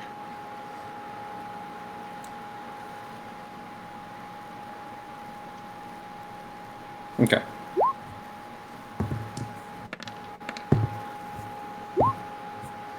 Okay, so the one right next to Nash on the right is probably going to succeed. 17. And the rest I definitely fail. So, those who failed, 20 Thunder succeed half as much. And that did hit this- me, correct? Person falls Yeah. unconscious. Okay. No, Right there. it's not covering half of you. All right. Oh, okay. No, you're fine.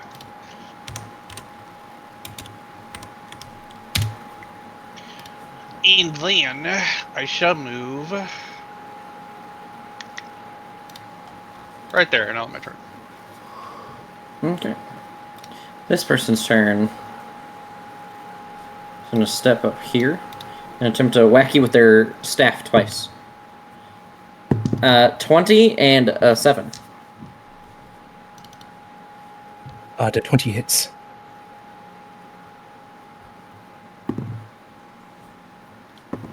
That is 4 bludgeoning and 3 poison. All right.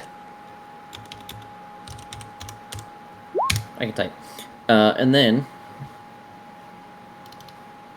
this one's gonna move here and try to attack you, Mr. Vash. Twice. 18 Yes. and 16. No. It's gonna do 6 bludgeoning, or 5 bludgeoning? Hold on, sorry. Yes, 5 bludgeoning, sorry. 5 bludgeoning and 4 poison. And then it would be Jack's turn.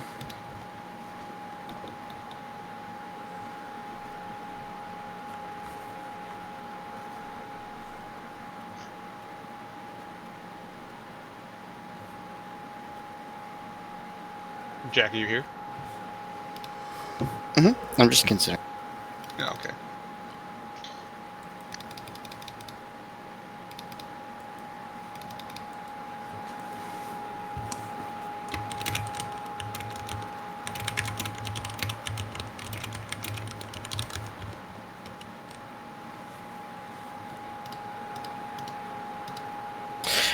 Move here. Hex, then swing twice. Dexterity.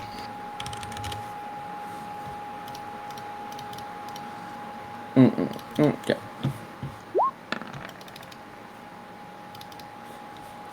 That one hits.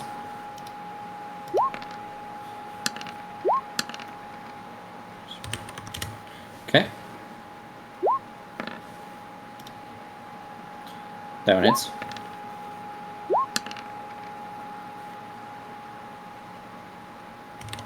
Okay. And that is my entire economy. It's this person's turn, who is going to move here. And you're going to see them begin casting an incantation as they are performing somatics and components material, or vocal and somatic components for a spell. As you see them point towards the sky and bring their hand down, as you see a golden radiating light slam down onto you. Noche, I need you to make a Constitution saving throw. Oh no.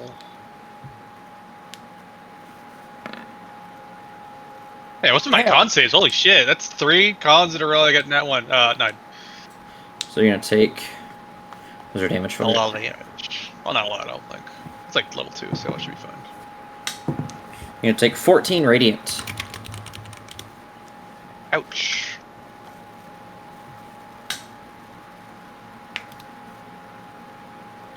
Did they nerf Moonbeam? Hold on, I gotta look at something. One second. Or the Bluetooth went out in my car again. Take it to a dentist then. You're in your car. Dude, I changed the battery It and it did? started working again, and then I just decided to give up. This person is going to move here and do the same thing to you, Vash. Con save? Yes. Not an advantage. So 14. A 14, I believe, succeeds, so you only take half the damage. Let me double check, though. That does succeed, so you'll take half the damage. That's 16 radiant. I would like to uncanny dodge that as well, so that'll drop it to what? Is it 4? Is Uncanny Dodge a reaction? Yeah. You said as well. Did you use it earlier? No. I haven't used a reaction. Okay. And then the next one will...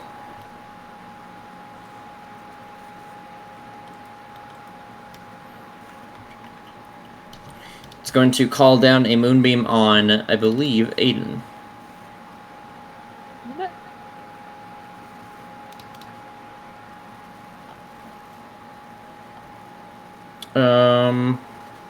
Yes. Make con save, Aiden.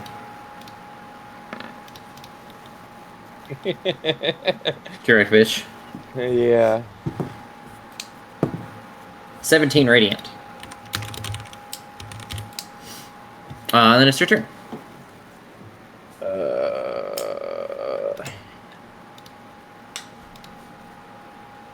Damn.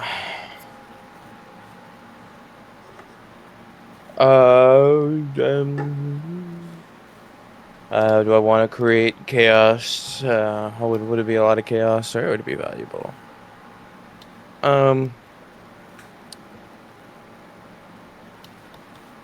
mean, like...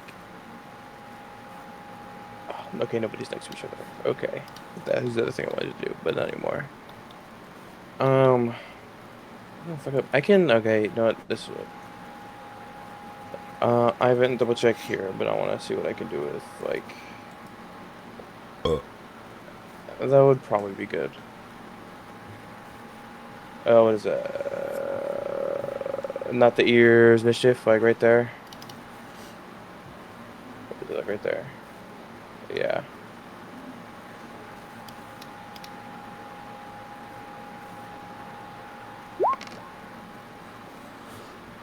Two. I swear I always roll a 2. Flowers. Dex saving throw or be blinded. Okay. Until the start of my next turn. So the one next to Jack is probably going to succeed with that number. 17. 17 is my DC. Sag. So that's a succeed. That's a fail. That's another succeed. Holy shit. And that's a fail.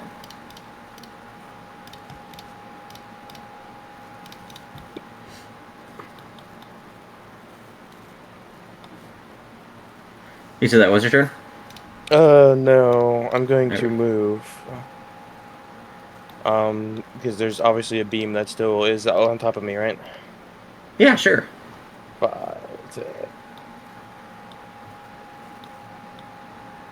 50, 20, 25, I don't know.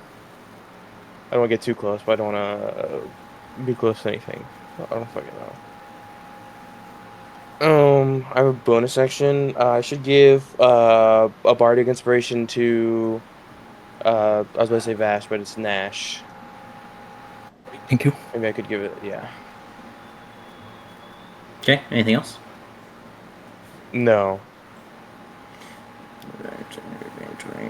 You're gonna move here, and you're gonna cast a moonbeam on you as well. Again, make a con save. Okay. I kind of saw something like that coming.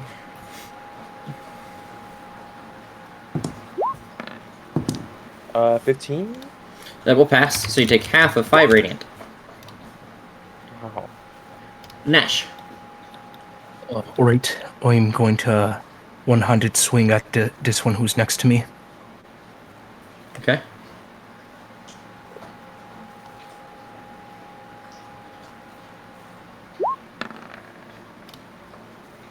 Natural 20. Yeah, that it.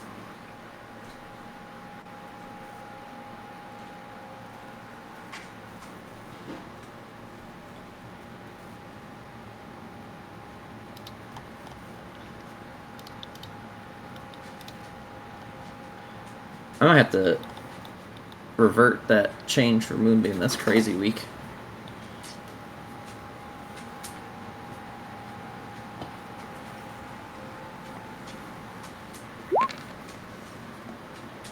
So let's see, that is 24, 27 slashing and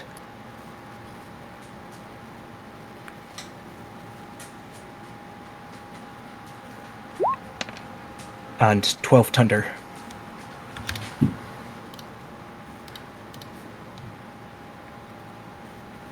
Then, seeing them grouping up over on Vash, I'm going to run over. And first swing at this one here. Okay. I sure we put this on.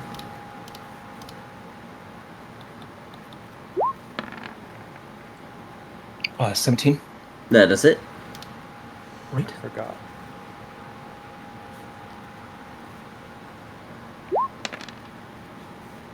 That is 7 slashing, 5 thunder. Then I'm gonna flurry of claws in. No, I don't. You did. You just didn't do Wow. very well. And that's gonna Anything end else? Show up. that'll end me turn. That's a lot This of guy- nat ones.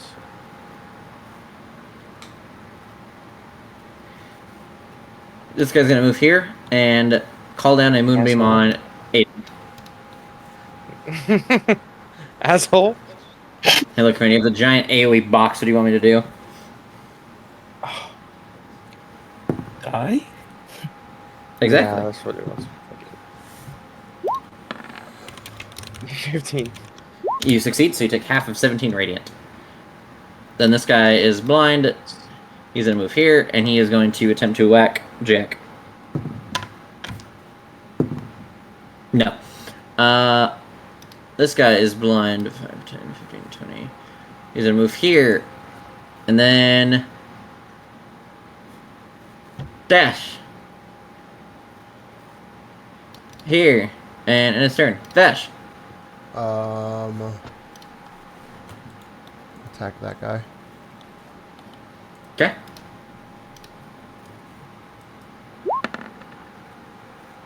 At 14. That will hit.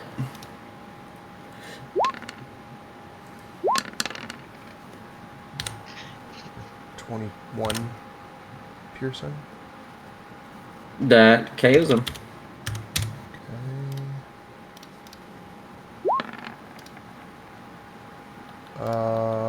This guy. Oh.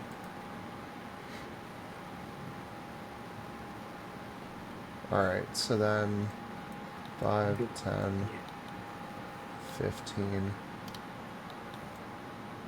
20. Attack Okay. this guy. Okay.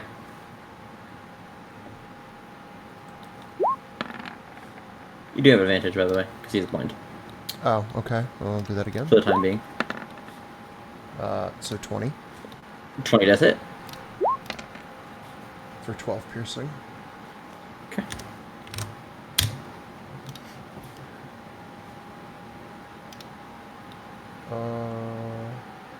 Yeah, that's all I got. Okay. Noche. Okay, I'm going to move right here. I'm gonna summon Sturm right here. Okay. Your point. It's going to. Thought about beams right now. Yeah, he'll attack this one. And he'll attack. I'll give him bonus action. Bonus action, give him another action point, and then he'll attack and enhance whatever he gets. Okay.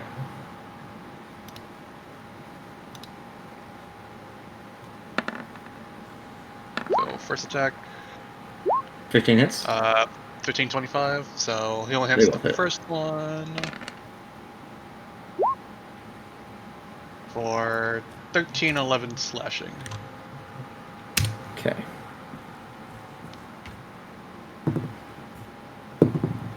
Is able to succeed both con saves. Concentration. Anything else? Sturm will move a little bit more, just right there, and then he'll end his turn. Jack. Bop the hex one again. Okay. That hits.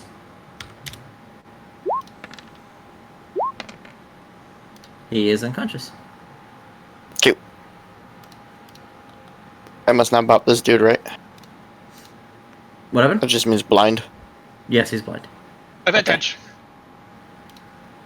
Okay. No, I didn't get the That's- crit, but I'm gonna smite him anyway. Okay.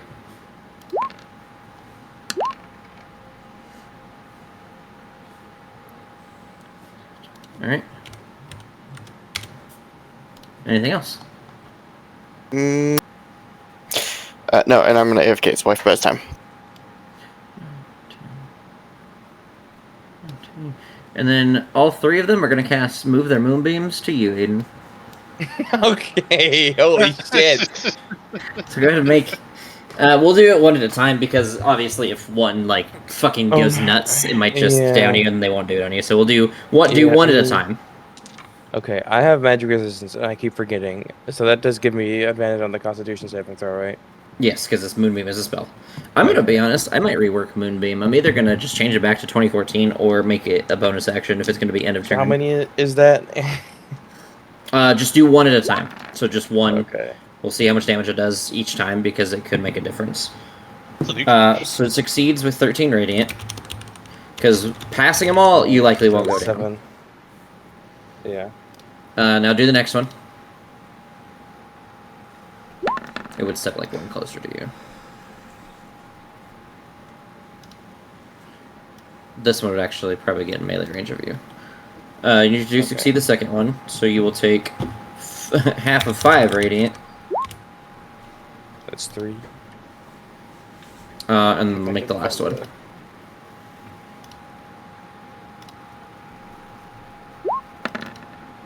Two net ones. Oh. And 17 will pass, so you can take half of 8 radiant. That's towards me. Fucker. Damn, I should just like stop doing shit, honestly. Hey, look, when you make giant boxes that blind people, yeah, your turn. Alright, I'm gonna move the box diagonally 5 feet and then up another 5 feet for a total of 10 feet. I think that's the maximum I can move it. Let me double check. Because if I can move it 15 feet, that'd be kind of crazy. 10 feet. Okay. Where's the die? D4. 1. Which is... Spell if apple pie fills the air and each creature in the cube must succeed on a wisdom saving throw or become charmed by me until the start of my next turn. Okay. Just the one. One person. Yeah. Fails. They cannot hit you specifically. Yep. He just shrugs and just. If this was Baldur's Gate, he could still cast Moonbeam on you. What? In Baldur's Gate, Moonbeam is its own like instance of damage, so it's separated. So like it doesn't count as attacking things. Oh, actually, I forgot. I mean, I forgot to do a thing. Actually, I forgot to roll con saves for all of them. Oh, Is go it ahead and do 3? that. Yeah, it's a 3. They're all gonna be 10. Okay. Okay. You good? Okay. And then I'm going to just fuck this guy next to me. I'm gonna 3rd level Dissonant Whispers. The guy standing right next to me. That's why they're good at wisdom saves. Yeah. Woohoo! It's a 19 total. That's unfortunate. They succeed. What is it, 23? So 12. 12 psychic damage they take, though. And make a check to see if they That's fail not bad. Moonbeam. They nat 20 Moonbeam. Or concentration, I guess. I'm going to. Damn.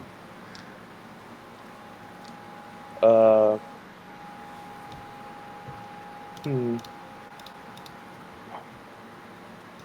Oh. I'm going to. It's gonna draw a box. Pop up the thing again. I click on it. On the center. Instant. There we go. Actually. Yeah. Can I miss this step? Actually, I kind of want to go. Well, my bonus action. Okay. Yes. Misty step there. Okay. Yeah, get the fuck out of here. Okay.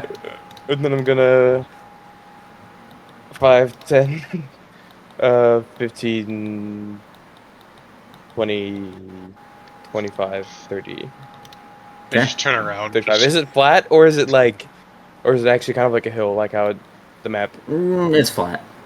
Okay. I'd say more like imagine this is like growing upward, so like you're trapped in like a little arena here, but it's fine. Oh, okay. Let me get the hell out of here.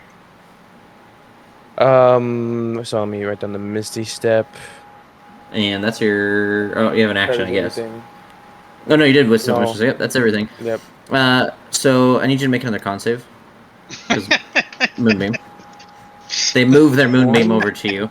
Okay. How far can you move the moonbeam? What the fuck? Like 60 feet, I think. What? Oh my god. Oh, 120 feet. You had no chance. What? Okay. I was like, it can't be that far. Okay. Well, I'm just dead. Word. It's hard Eventually. to avoid the moon when it's, in the sky. Okay. Maybe I should have healed. I thought I'd get far enough away. I was like, I don't need to heal. I'll be fine. I'll just get far enough away. 13 radiant Recall. halved. Make your concentration saving throw, and then Nash, you can start your turn. All right. Look, they're gonna bully somebody. It's gonna be you. I'll go ahead and hit this one who is next to me, and I'm gonna do this recklessly. I'm the tank. Yeah, sure. That's what we're calling. Don't you. worry, guys. I got you. 24. You're definitely drawing aggro. That's for fucking sure. Well, it doesn't matter how much damage you do. I don't think he's gonna fail that one. 13. Yeah, he doesn't fail his concentration saving throw. Right. Second attack.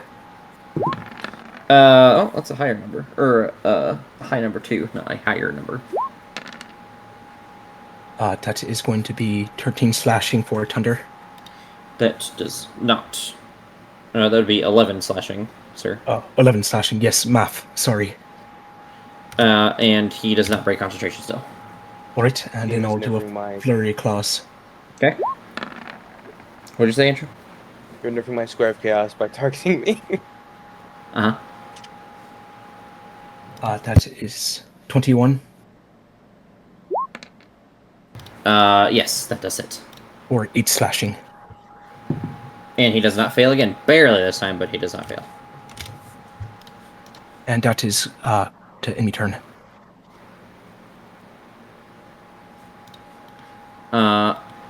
This guy is going to cast his own very own Moonbeam on you, Jack. Make a con save. Okay. Because he's charmed by me. And then he's gonna move here, around you. You were going to succeed, so you're going to take half of this damage. Wow. 20. This guy is no longer blind. So... guess what? Chicken butt. Moonbeam. Aww. Ooh, this one does matter a whole lot. Because that is 15 radiant. Oh, no, wait, it doesn't matter. You're down. Even if you succeed. What if I... Well, I can land on 0. Doesn't Then matter. you're just unconscious. Yeah, you're just unconscious. Okay. You're just... it's the same thing. Yeah. You can... You're getting a slight tan. I would say being unconscious it pulls you out of this fight, though, because of the Okay, nature of the fight. yeah. That's what I figured. Yeah, you are just out of the fight. And I then pulled aggro for long enough. he's happy that he knocked somebody out. You see him like take his staff and kind of like hit it in the air like he does like a victory pose, and then he turns around and I'm guessing is going to get immediately stabbed by Vash. Indeed, he is. And he is not blind, right? So he's just Not anymore, a no. flat roll here. Oh wait, I did it. That I does hit it him. last time. I believe so, yes. So it would be Vex advantage. The short sword have Vex? Short swords are Vex, yes. Okay. 29. Honestly, I thought that'd be Nick. Nick is like daggers only, I think. That's weird. I think short swords are light, so you should be able to do it. 10 piercing. And then Indeed, he takes 10 piercing. And he is not happy about getting stabbed after that. Seeker. So an additional 12 piercing on that. And then, if he's still up, we'll do it again. Okay. He is indeed up, by the way. 28. That hits. And you just barely managed to knock him unconscious. Yay. Go to sleep. And I will move here to flank, and that's my turn. Okay. Noche. Okay. Doesn't matter where I move. I'm gonna bonus action, give Sturm 3 action points, and then he's just gonna do a lightning beam straight across. It's like 30 feet. It's like, yeah, like right there.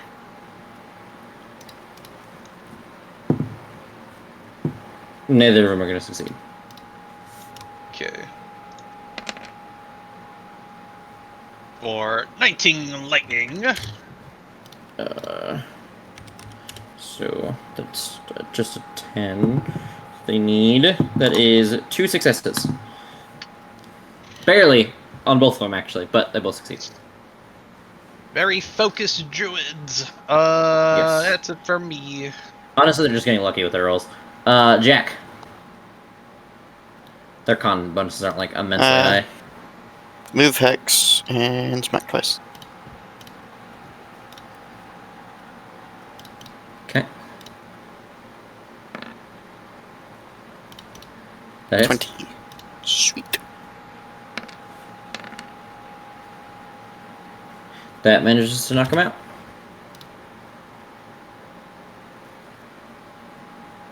Now, I know I can't split blast, but I can split attacks, right? I can move over to somebody else and hit them. Yes. Okay. You can split blast. You can't like do it one at a But time. I gotta call it at the start, because like Yes, if I had called yes, 2 yes. on that guy, then I Then would have yes. just the second blast would have been wasted. Would have Right? just like slapped the air, slapped him in the face at the same time. Yes. But you So, can split I- them. You just have to call them as you cast it. Right. Just enough movement to get here. I will smack that guy. And yeah, I can split it among That guy's targets, but I mean, down. it's. Oh! Well. 5, 10, 15, 20, 25, 30. Yep, 35. That's it. I'll be like, you do know they can just call down magic on top of us. We probably don't want to stand next to each other. Too late now. Not really. I could just do that. I'm gonna point to the sky. Well, I would say that you committed to that movement, and now that he said something, I don't it's give a little fuck. late. Like, fuck him. That's his I mean, problem. yeah, that's just funny. I don't know. I'm I don't fine. care. I don't care either way. I don't know. I'm fine. Anything else, Jack? Yeah, I'm good. I'm gonna just angrily point at the Yeah, no, I can't reach him, so that's all I got. All 4 of these guys are gonna drop moonbeams on the both of you. Okay. I only Okay, have I'm, 3 drawn beams, so I'm gonna do all 4. I'm gonna do like 2 advantage ones just to do it quick. Yeah, I'm gonna do the same Okay. to keep it quick. That's fair. So left to so right. that's 1 failure. The rest are successes. That is 1 failure for you as well, Jack. So I'm just gonna roll them like this. So I'm gonna do them not all at once. So 16. So Jack, you fail the 4th one. Noche, you fail the 2nd one. So I'm gonna put them in order.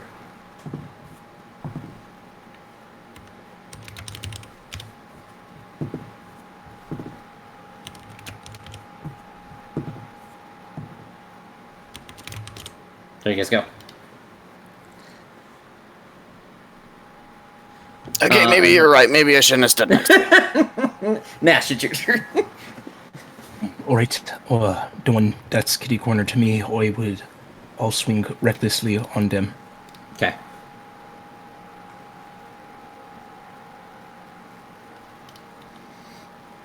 Yeah, that kind of hurt, didn't it? Well, I also got confused. I don't know. I misinterpreted the sleep symbol. Otherwise, I'd have gone for this fucking jackass. But Right, so I that's... realized that we are knocking them out. Yes, they are not being murdered. This is like a training grounds for the druids. They don't incite murder. So what you're saying is we can do lethal damage easily whenever we need to. If you wish, yes. I dare. Yeah, non-lethal. I mean, sorry. No. This is just more of like a... You guys know that you're in a training position, so as you guys strike them, you're pulling your punches just enough to, like, injure them enough to knock them out, or, like, hit them pretty hard, but not, like, straight. So what you're saying is down. that characters know how to pull our punches to be able to do them well. No. I just don't feel like narratively explaining any other way how you guys make these guys go unconscious. You can continue your turn, Nash. I did the damage. Alright. He is actually down if you can. Oh, he's down now? Alright, Yes, he is. then, Me. as I swing the blunt edge of my axe and just hit him across the head, I'll turn and start sprinting towards this guy and try to do the same. Okay. Second attack. 18. That one is it. Alright, that 12 slashing to thunder. That does damage. Bonus action, flurry of claws. You hit him. God, your flurry of claws rolls are always so fucking bad. They really are. That knocks him I out. mean, gotta give a hand to him. At least he hits him. I will also say he probably rolls better than you do with chromatic orb. So, It is that also true. anything else, Nash? Wish the logs fully went back. I With would him go going pull out. every orb. Sorry. That is going to end me turn. Vesh. 10, 20, 25, 35, 40. Swing on that guy. When you moved here and moved away, he would have got an attack of opportunity. That's fine. He can take one at disadvantage. Is it permanent disadvantage, or do you have to Yeah. hit him first? Speedy. He's gonna miss. I'm not even gonna roll the second dice. Okay. But what if it's even lower? Fuck you. That's what. 19. That will hit. He is KO'd. He had 1 HP. Okay. So that was 5, 10, 15, 30, 35, 40, 45. Throw a psychic dagger with my offhand at the last guy standing, I guess. Okay. Is that a normal? He is barely hit by it. Ooh. What's my music? Fucking pause it. a whopping 1 psychic. Well, he takes the damage. Yes. End turn. Noche. Psychic damage. Your shoes are untied. Oh, I don't even wear shoes. Do I take the moonbeam damage at the beginning of my turn or at the end? Nope, I am not changing it until after combat, because that would have massively changed this fight. I'm gonna be honest. You guys, like, Aiden would have went down quicker, and they would have charged his moonbeams on top of all you guys. Honestly, I think everyone would be down except for Nash now if it was start of turn. Okay. Because of the action economy swing, so it's fine. No, after this, I will change it back to start of turn, like Moonbeam normally is. Okay, I'm gonna just move here, and then I'll just give him a little firebolt love tap. Okay. No, No, you I don't. won't. Bonus action, start As- as like. The little mote fire flies past him. You hear in the background, "Watch where you're throwing the fire!" You can change your turn. I just think to myself, I would aim straight if it weren't for all the lights in my eyes. And then, Sturmer doesn't need there, but he's going to swing at him at reach just Okay. twice because I didn't hit him.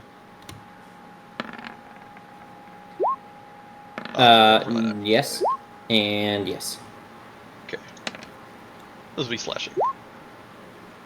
And he's KO'd. 20 slashing. So as you KO all the druids, the lady comes over and she kind of is laughing audibly as she's kind of looking down at all the druids who are like groaning and moaning and like, ugh, as they all got the crap kicked out of them. And you guys are, you know, not necessarily unscathed. Aiden's back up at 1 HP, but you guys are kind of hurting, obviously, because they managed to do damage with numbers pretty much. And she begins laughing at them, and she looks and says, "Ah, you all you pups have so much to learn. It was fantastic to see you all fight and teach them a lesson or two. It's been a while since they fought anybody from outside of the circle. It's good to be ready for anything at this rate. It was, again, enjoyable to watch you fight. So I have a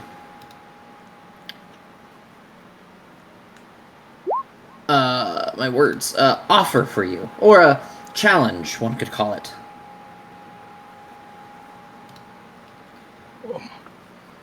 Wait, Did you say this in common or elven? Elvin. Okay. Noche will just continually rub his eyes because he was blinded. will be helping out the students who are underground, because I don't know what's going on. And you are unconscious again. You were not knocked out, by the way. Okay. In a combat, you were fine. You can also say things, Vash, since she's speaking Yeah. Elvish. What? What's? She said she has a challenge or a request for you all. Tell me about this. First, I want to introduce myself. My name is Thalmor. Hey I guys, her am our name's resident. Thalmor. I am our resident trainer of those who grow in the grove with us. I am our most senior when it comes to combat and fighting. Outside of the Archdruid, of course, but I'm a little bit more vigorous in age than he, currently. And seeing you all fight has excited me some. It's been a while since I have been able to get my hands dirty and find myself in a fight. I want to fight you all. But I will give you the respect of not holding back. And because I know that it is not likely that you will win, if you manage to defeat me, I will give you a special item from our armory. A very high-quality item. Some would say it would be legendary. Or very rare, if I'm not remembering correctly.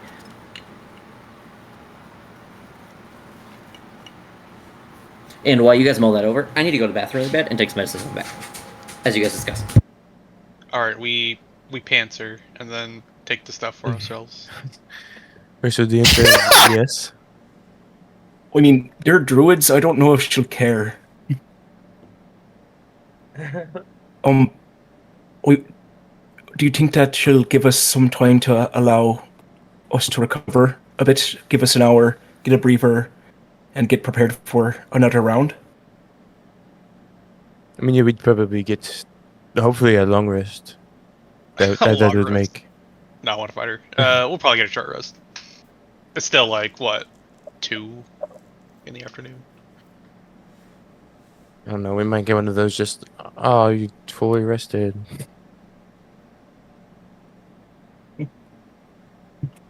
She just takes off some of her hair. Now, here, eat this. You'll feel better. Yeah. No.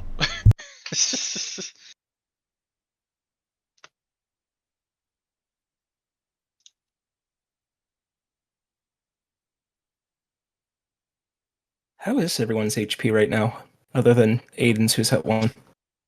Bad. Like less than a fourth. Oh, Yeah, bad. Turns out taking 4 moonbeams, even when you make most of the saves, still fucking hurts. The check's like, I got this. Ah! I was, 1, sure. 4. What? Yeah, 4. I was that's like, fair. maybe don't stand next to me. He was like, we got this. Ah! I mean, we did get this, but we did got it. I'll give you that much. This is the shit kicked out of us. I'm at 107 out of 121. I should have. I I should have done what I wanted to and claimed Barbarian early so I could play Kordak again. I can't imagine what mitigations he would be putting out at this fucking level. I want to play a Barbarian again so bad. Their mitigation is ridiculous. Good old. I like our combo we had where I just kept giving you temp HPs. Fuck, I mean, there was the fight where we were on the river and he took like 13 javelins to the chest and just kept going. Oh yeah, It looked like we made the joke. He looked like a fucking hedgehog or porcupine. Yeah, your new totem was the totem of the porcupine. Yeah. And I just kept the javelins. Fuck it, they're mine. Aren't you gonna play Kardec in the next Health campaign? No, I'm playing a Zealot Barb. Oh, okay. Neat.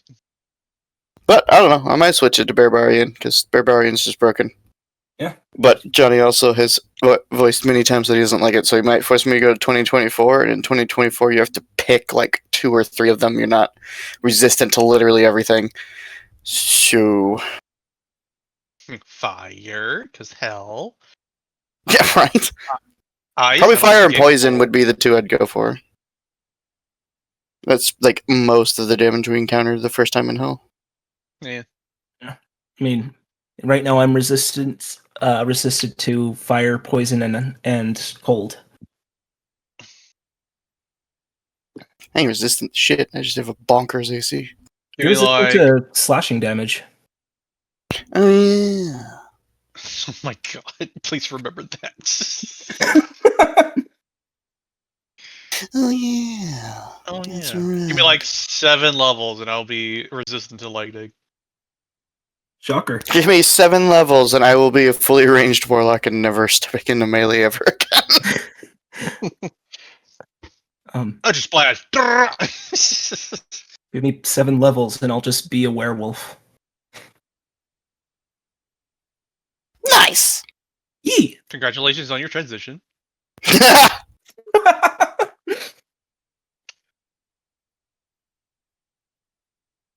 Yeah, definitely making me think of like future things of like, oh, should I do this so I can have this and this?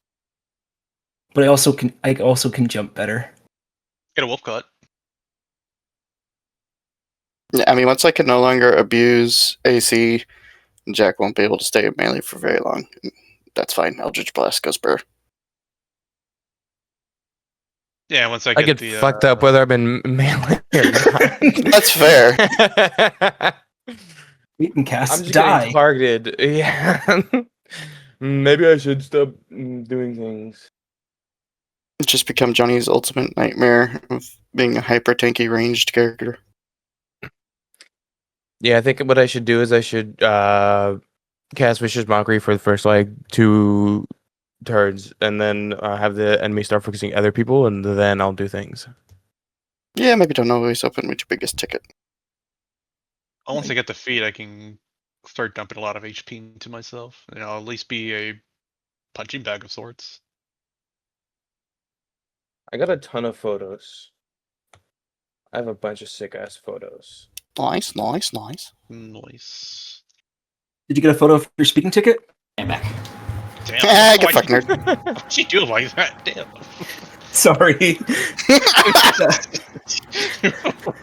What the fuck? That was a lot meaner than I meant it to be. Yeah, fucking criminal!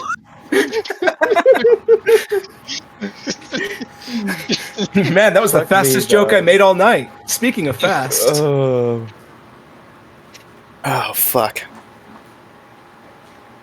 Never changed, Jimmy. Or do you know? Oh man. I'm gonna sell my photos to make up the difference.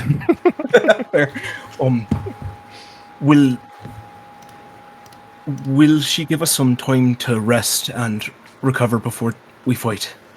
You will magically be able to long rest because you I fucking told need you. it. Oh man, I feel so much better after rubbing the light out of my. Like as if it's a new day. So the answer is What- yes. I'd say experience is good experience. Not only that, but the chance to win something legendary. Come on, we got to at least give it a try. I'm going to warn you as a DM, this is going to be a hard fight. Yep, I expected it. Like, damn near impossible. But if the dice work your favor, you guys could win. Could? This is a waste of time. Yeah. I mean, No, we've played Leos. We know what could mean. we know what you mean when you say could. I'm reading right now to see if it's as bad as that. I don't think it's quite as big of a difference.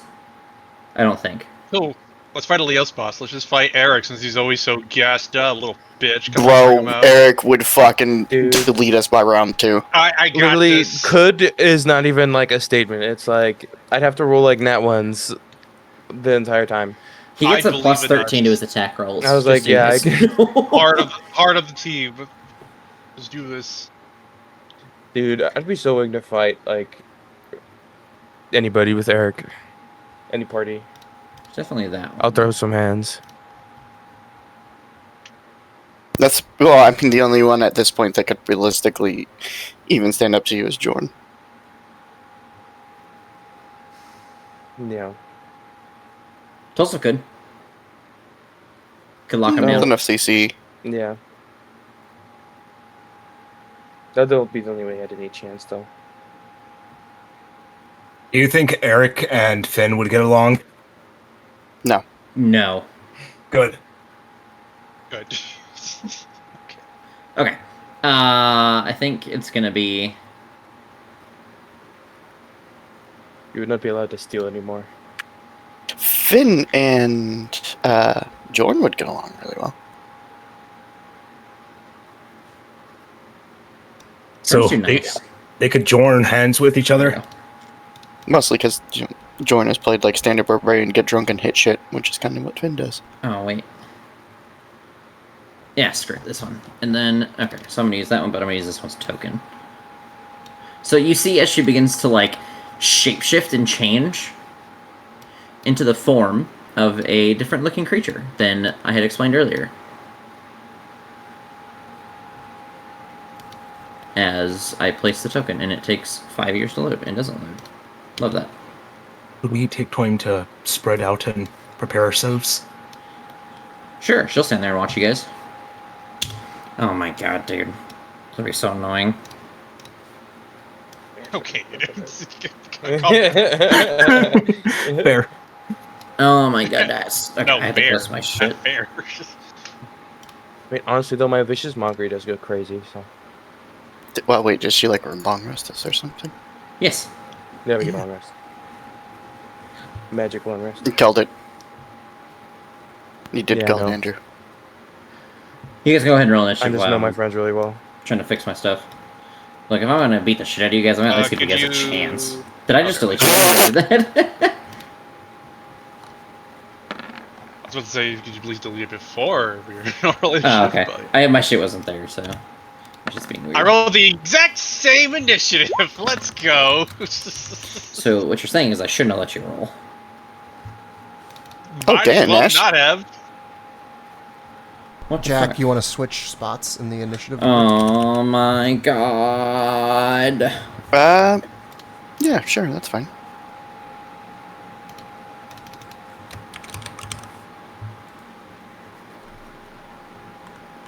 Oh, you've gotta be fucking me. Is it just taking forever to load? What is going on?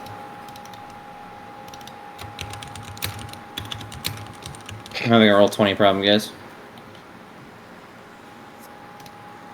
You've gotta be fucking kidding me. Might as well put on the boss music. If I can fucking... Lay down. If I can load or fucking anything up... I'm gonna be honest, she's just a stat block that I really, really wanted to use and found no other way I could have implemented it, so... I mean, you could just put in like a pair of abs. We'll just fight that. Yeah, but I'm trying... I don't have the stat block anymore. Uh-oh. It's like... It's being super fucking glitchy, and it's not loading any of my stuff anymore, my compendium.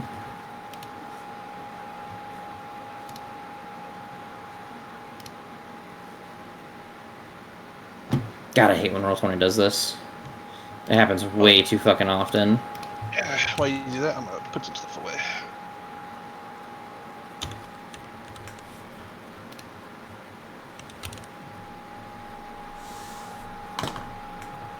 Yeah, it's not loading any of my compendiums.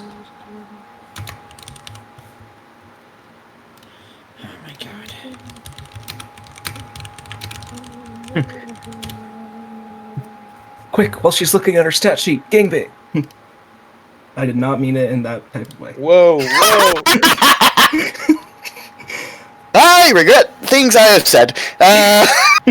That was an immediate oopsies. There we go, photo spam.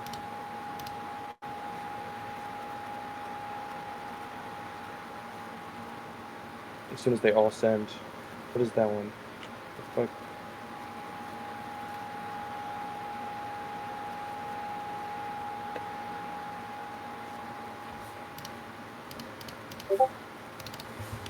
So, there we go. Yeah, it's just not loading my compendiums. What the fuck?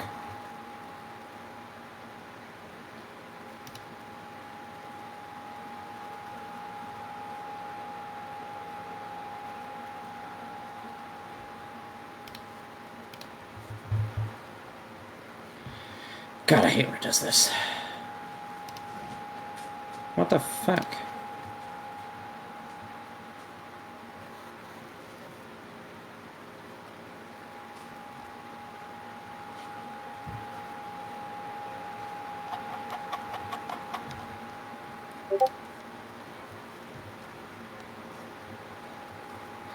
Is that really all that happened?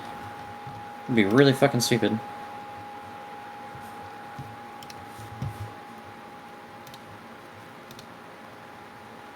That's a really weird tree. Why does it look like that?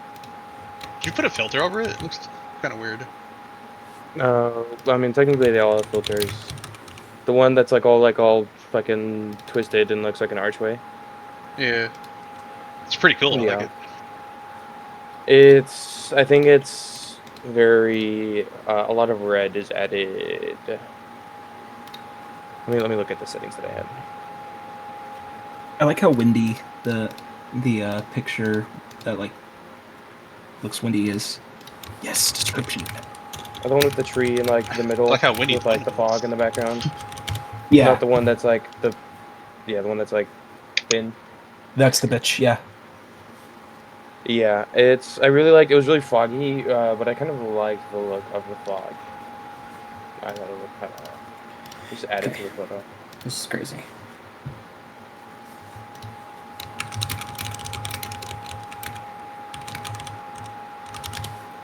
Oh, my eye.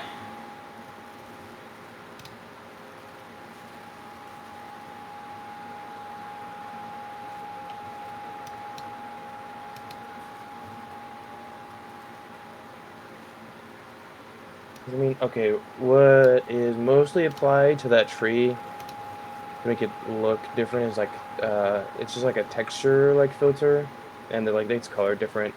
Like the moss is a lot more green.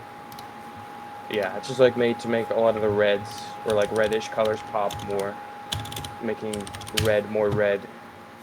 Ew.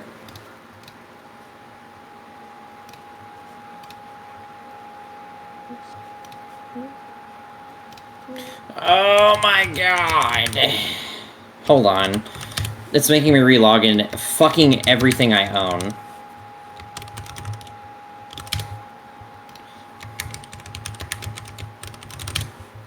Dude, I only have 4 passwords. Fuck off.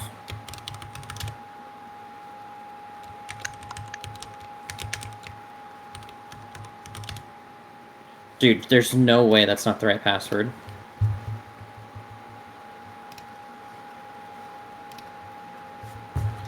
Erg.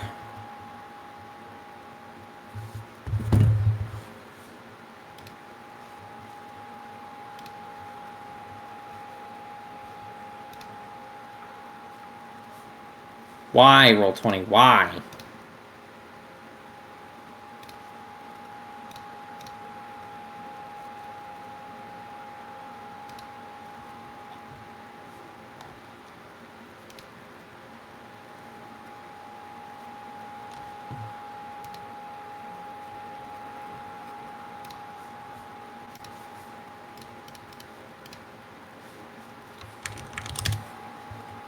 Okay, there we go.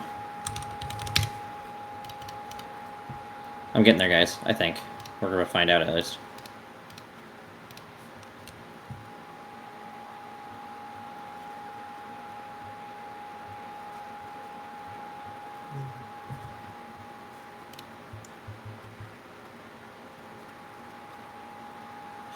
Ew. Ew, it's in light mode. Ew. Throw the whole PC out. Yeah, when I get flashbanged.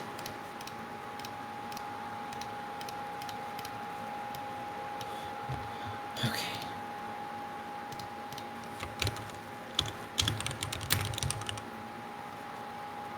Fucking thank you. Okay. You're welcome. You hush. Why are we not working, bro? What the fuck is going on with Roll20? It's starting to irritate me. This shit is so ridiculous.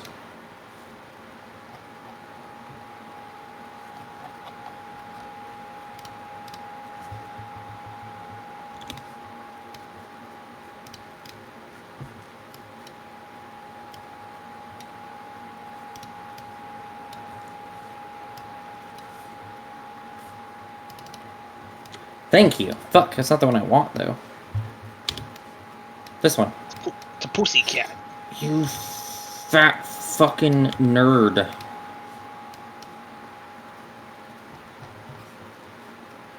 Why is it the only one working, bro? Okay, it's gotta be something with this. So let me delete this shit. Get out of here.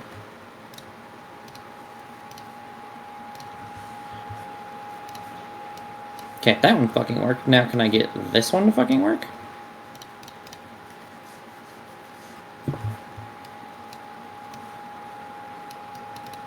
Okay, that's what they look like.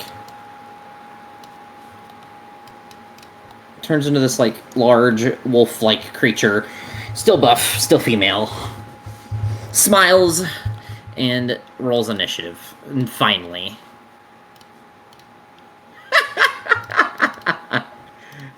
Oh, that's so stupid. Okay. Oh. I used the roller, by the way, so you know it's legit. Holy shit. All right. So this person is going to holy fuck.